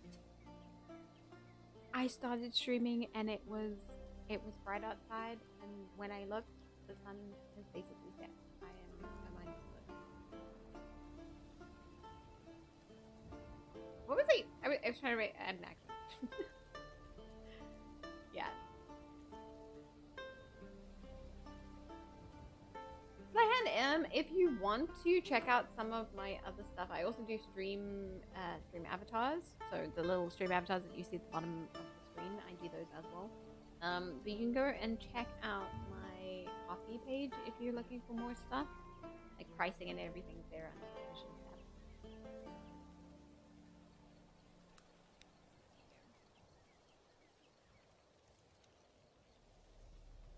Timmy, whenever if you want, I can send you one of my NPCs to show you how to do Hero Forge characters, and you can show it on stream. Oh yeah, I've used Hero Forge before. They're freaking awesome. I love their stuff. We're building a catalog of works from streamers. I'm gonna put you on the list for New Year. Thank you so much. I appreciate that. Been playing Pokemon Scarlet. Ooh. How's it going?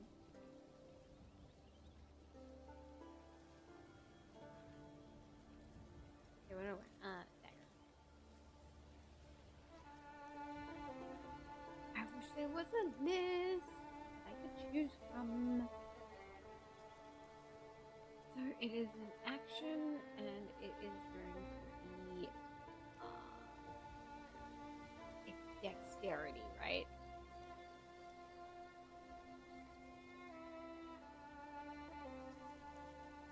No, it's range. I'm not scared to roll. Yeah, I think it was strength.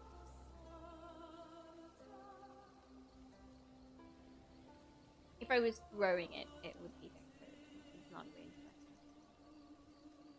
Alright, let's see. 1d4 plus 2 piercing.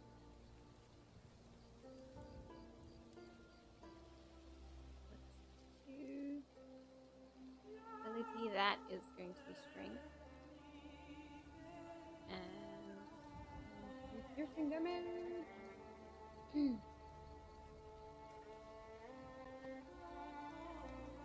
You're in post game now? Nice.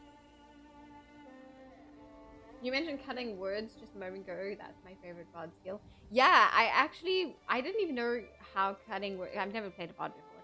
I didn't even know that cutting words was an action, but I love it. It's like reverse inspiration. Is that? Yeah, it is. It is. Want me to turn it up a little bit? Actually, I don't think this is Dragon Age. No, this is The Witcher. This is music from The Witcher. I can't fall asleep till 1 or 2 a.m. no matter what I do. So 4:30 a.m. is an unholy time in the day for me. Oh yeah, that's true. That's true. What I think of Hero Forge? I like Hero Forge. I think it's pretty cool. I like the fact that it's really easy to set up. and that you can do just like really, really quickly.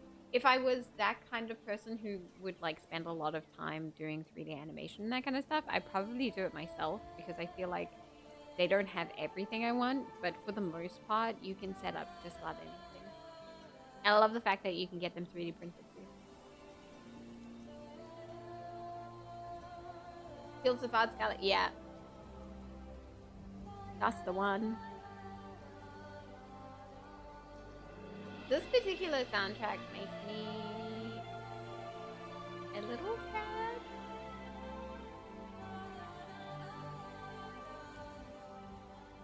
Okay, we've got dagger. I need new action. Two-handed weapon fighting. This one's gonna be interesting.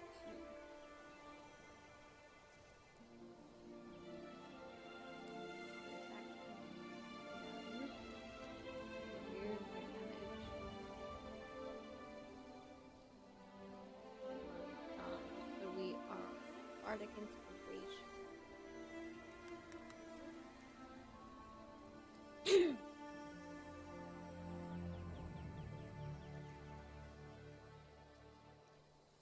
Wait, I need this whole Did you think for my NPC to show you how I do characters in Hero Forge? You can show it in Cool, cool. I'll check it out now. Cutting words, shrieking, hell nah, across the table. As a bad is about to take out your party member and having them miss so much. It's such a troll move. Yeah, I agree. It's a little OP, but I like it.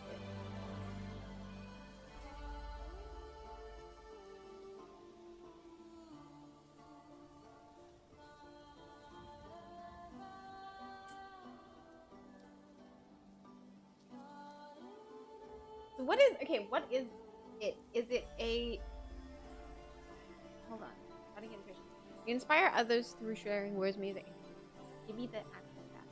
As a bonus action, a creature other than yourself within 60 feet that can hear you gains the inspiration die 1d6. For 10 minutes, the creature can add it to one ability check, attack roll, or saving throw. This can be added after seeing a roll, but before knowing the outcome. So this is it's a roll. Dice roll. Okay, so 1d6. With 0. No, there's no type. No. Ability or type. There you go. So that's how that would work. And then. Okay, opportunity attack. That's a reaction. Have to add it. Bardic Inspiration is bonus action. Oh, yes. You're right. It would be under.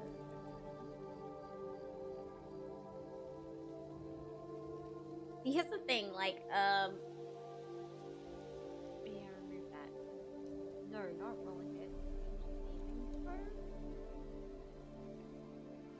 Ooh, add another action. So this is just gonna be dice figure. So 1d6.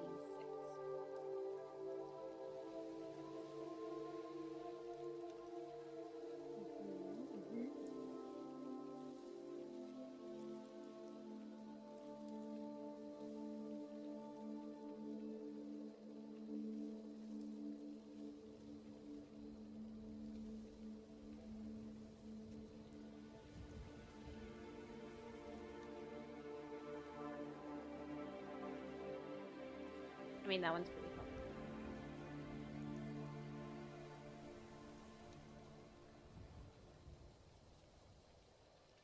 Oh, that's really cool. I like her. I like her a lot. I don't know how I'm gonna share it.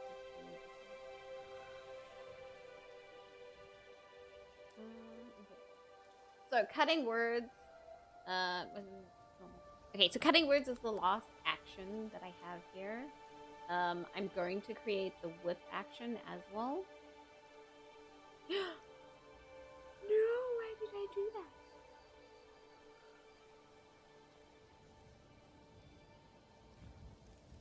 good. It's fine.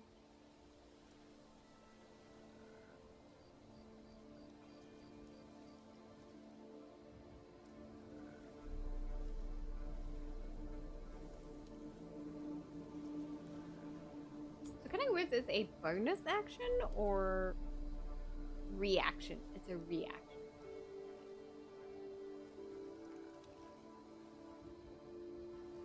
Thanks for the chat. I'll talk to you again in the future. Yeah, absolutely. Thank you so much for stopping by. I'm gonna end stream too soon. Because it is almost cutting words is reaction. So yeah, I will see you soon. Thank you for coming by. Have a fantastic day. Desert Fox, welcome to the stream. How you doing? You missed it. You missed it. We made the best character ever today. I freaking love it. Also, if you guys want to catch up with me and when I go live, you can go and check out my Discord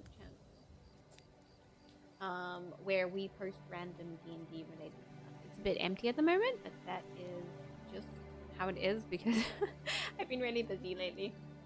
Duke, welcome to the stream. How are you? This is a reaction. Not immune to being charmed.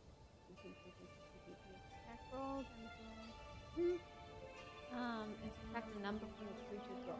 Wait, what did they roll the dice? Yeah, but for how many? For how much? Then one use of bardic inspirations is 1d6.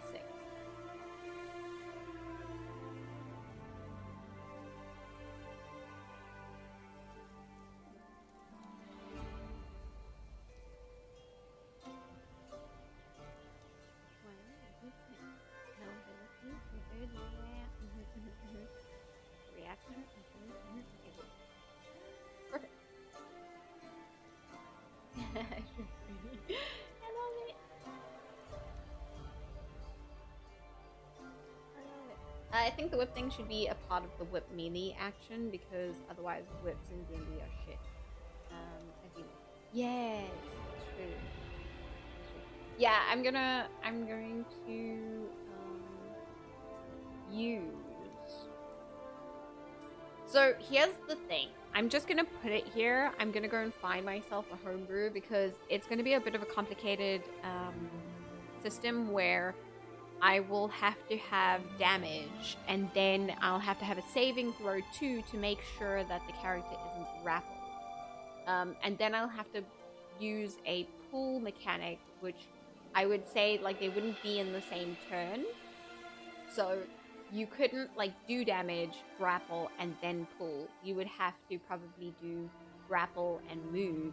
Because moving something is an action and attacking is an action. So you'd have to have 2 actions in a turn in order to do something like that, logically. I was struggling with stuff at home. Aw, I'm sorry. But going on your PC right now, awesome. Well, welcome. Let's say that they get the ability to grapple from range and the ability to help climb, yeah. Pull is a bonus action. Yeah, that actually makes sense. He uses them to save cats from trees. Yes, I love that. Basically, you'd have to be a barbarian. Yeah. Yeah, pretty much.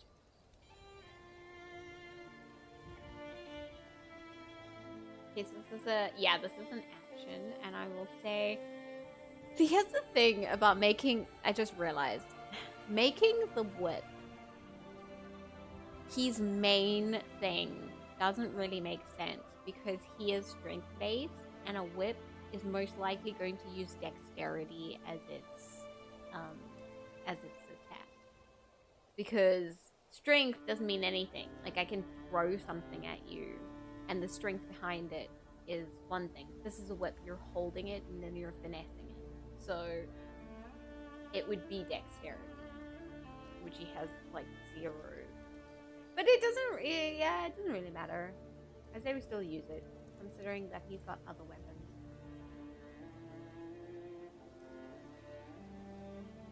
I mean, you can, but like, I feel like you would need to for me personally, I would make it dexterity. That makes the most sense. But I will look at some homebrews and I'll look at some rules and we can figure it out. Action spells. Ooh, he's not a spellcaster. Bards don't have spells, do they? I mean, they do actually.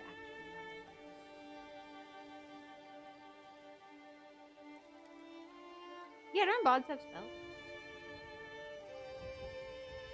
He uses all his strength to make the whip go faster now. Yes! Yes! I knew it!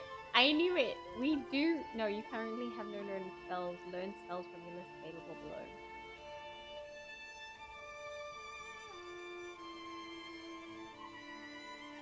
Yeah, I can add spells. No, I would have to add another class. Never mind.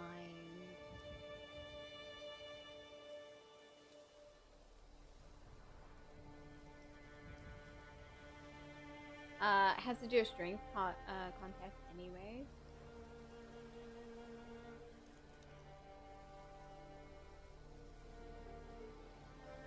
Yeah, exactly. For being able to grapple and then pull. Yes. No, grappling would be like an automatic reaction based on a DC. That's how I would do it. So, he would be able to do damage and then grapple, right? And to grapple, there would be a DC that someone would have to beat. And then if you were going to pull somebody, that would be a contest, wouldn't it?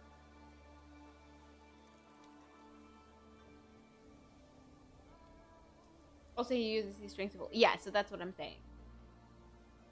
Grapple is a strength contest.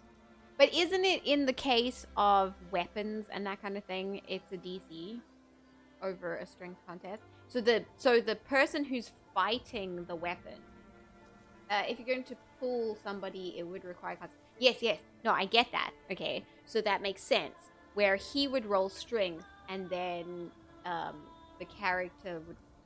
NPC would roll strength. But in the case of the grappling, surely that would just be a DC that the NPC would have to beat with their strength. No weapon has a grapple ability? I've seen people use the grapple ability before. Like, didn't they use it in Critical Role? I'm pretty sure somebody had a whip that they used literally in that manner.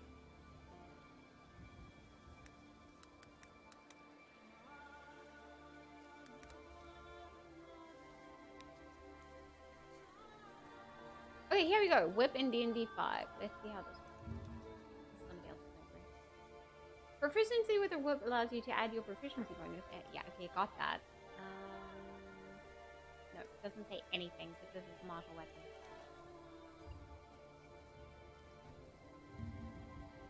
Sure, Roll20 has to say about it. Yeah, it doesn't say anything about any of that. Just that it's 1d4 damage. Slashing damage. Yeah, I'd have to go find my own. For sure.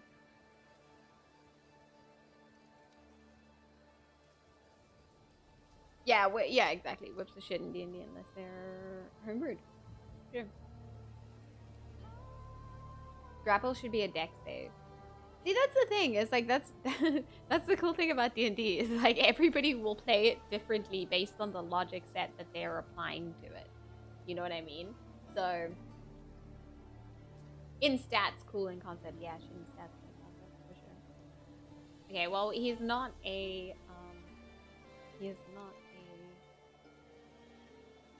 Alright, okay, this is only his description shit. What do we say? List of sins in the book of life. Where's the other? Oh, Jesus. Okay, inventory. What does he have in his inventory? Maybe we just copy and paste from the previous character. For grapple saves, it's either a strength or a dex.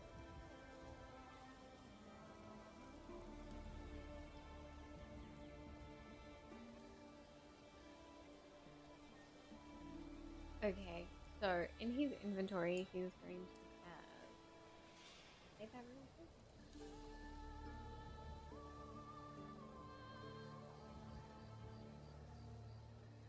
Weird. And then I'll replace individual items. I love how we have. Here, let me show you. Okay, we have like literally one line. This dude for our little hummingbird character, hyper as fuck. And then Jeremiah, we have this fucking whole backstory of like what he is as a character. I love it. Love it so much.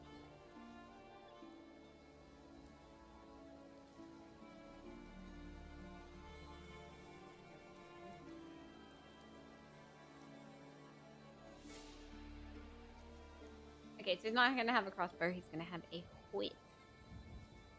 2 daggers. He's gonna have 50 pounds on him, or 50 gold pieces. Actually, I'll make it 70. 20 meters growth. There. Not a club sandwich. He is going to have. Hang on, my tongue's out. He's not gonna have a club sandwich. He is going to have. What the hell? Stop it. What's that? Oh yeah, it was item of food. He's just gonna have an apple. Because why not?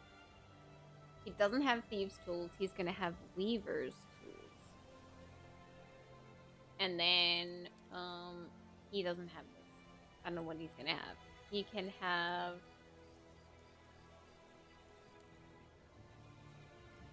something to do with Arnie horns.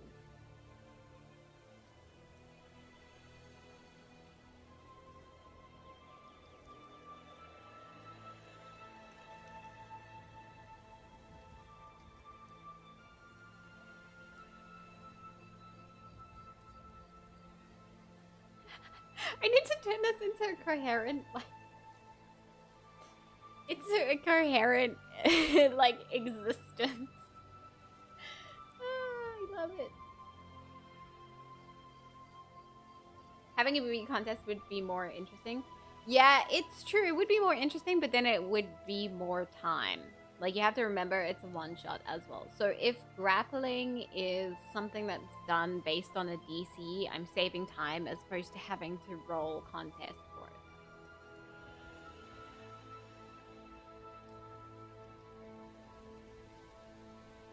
I mean, technically the DC is the contest, if that makes sense.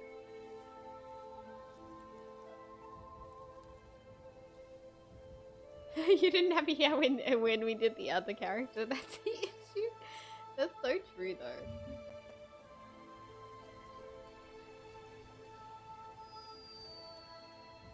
A scientist in Peru. Oh, that's so cute. Oh, it's so dumb. I love it. Little hummingbirds, like. The difference is literally a couple of seconds.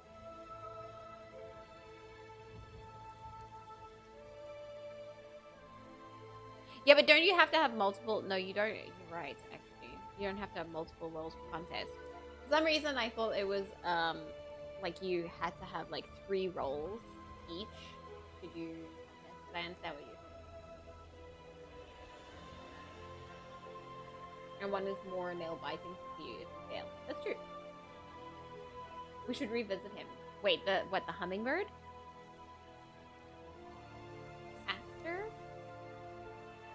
Never knew the cartoon snoring sound came from a tiny hummingbird. It's cute. Yeah, we should revisit him, but we will not revisit him right now because now that Jeremiah is done, we have Jeremiah and Aster, which I'm very proud. Well done, guys. We did it. We made characters. Look at us. We're cool. We're the cool kids. So now that that's done, it has been... Well, that's my stream, basically. I need to go and start sorting out dinner because I'm sick. Yeah.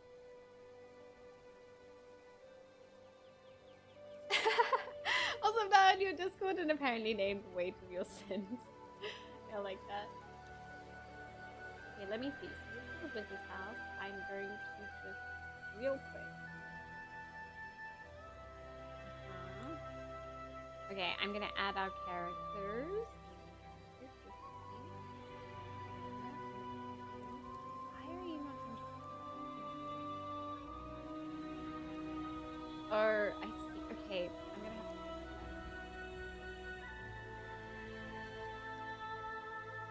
Wait. What? No. I need somebody with me.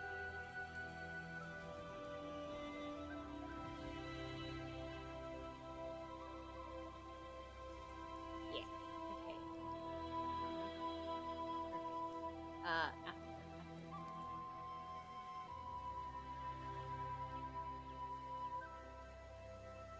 Should have face guard that people think he got fighting, but actually was from a tree branch. Yes.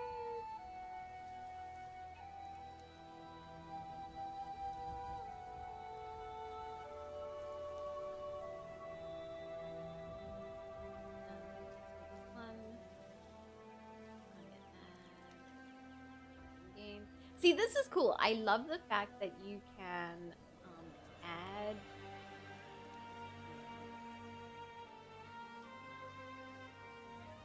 You can just simply add like NPCs and that kind of thing into your like list of stuff. I think one thing I do want to do is say this real quick. So the HP pool needs to change. That needs to be max. It's only 17. I'm pretty sure my HP is 24.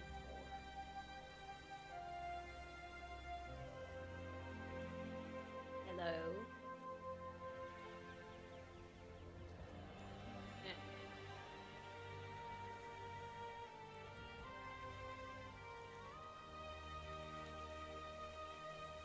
Why are you not improving my max points? That should have improved.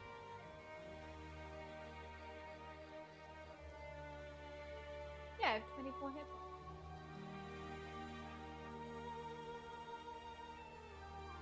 Ah, there you go.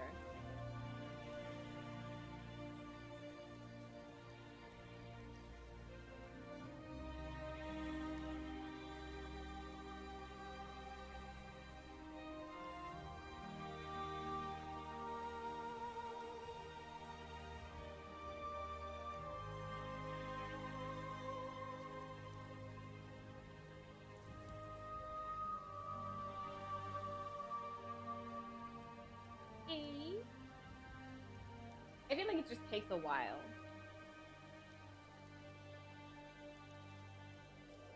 For the one chat, I'm doing it with chat, so you guys are going to be the ones controlling these characters.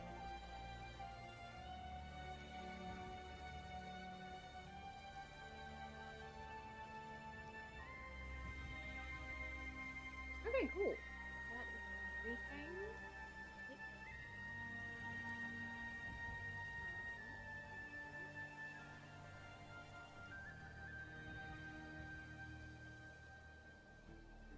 Yeah, so it'll just be chat. Chat will be like divided into two, basically, or you guys can play both characters at the same time. I'm trying to figure out how that is going to work exactly.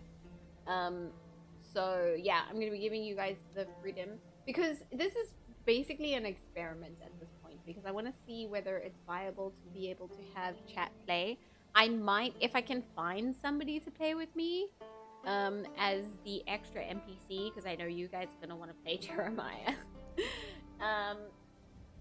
Yeah, so if I can find somebody who can play Aster, then I will. But if I can't, it's gonna be chat. I'm gonna see how that works and how that looks. But yeah, we will see how that goes. Anyway, I'm gonna hand you guys off to. Let's see if I can find somebody in the Dungeons and Dragons category. Ooh, that battle mat build. I like that. Yeah, let's go. How do you guys feel about making battle maps?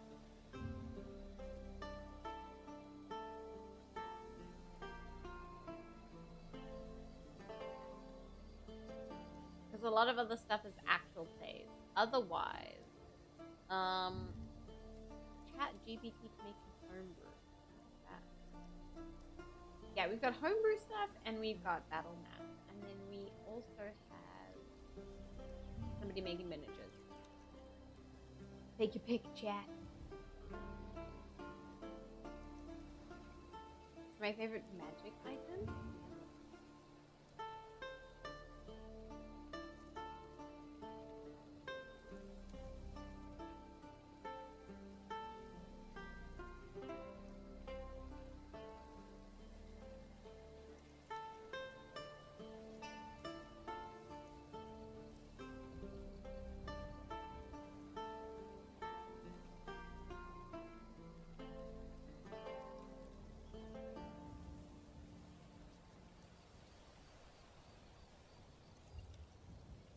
Okay, so we're gonna raid my. Wait, do they? Okay, I always need to double check because sometimes it's not an English stream and I forget that.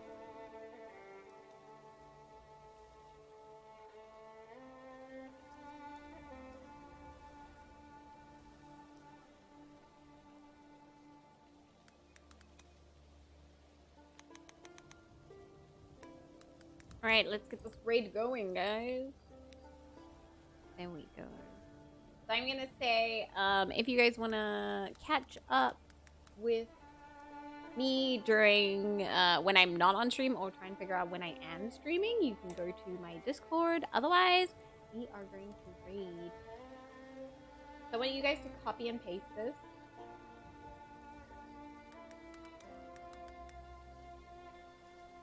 I think for those of you who are not a sub. Ooh, why would you do that?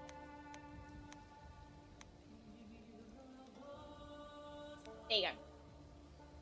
Yeah, so you can copy and paste this and use this. But otherwise, I will see you all tomorrow. I will be streaming again, but I'll be streaming a little bit later. So I will see you then. And we'll probably be working on some more character-related stuff because I'm really down for that this week. I guess so are you guys. So I'll see you soon. For those of you who are new here, thank you so much for following. Welcome to the cult. I will see you all very soon. Bye-bye.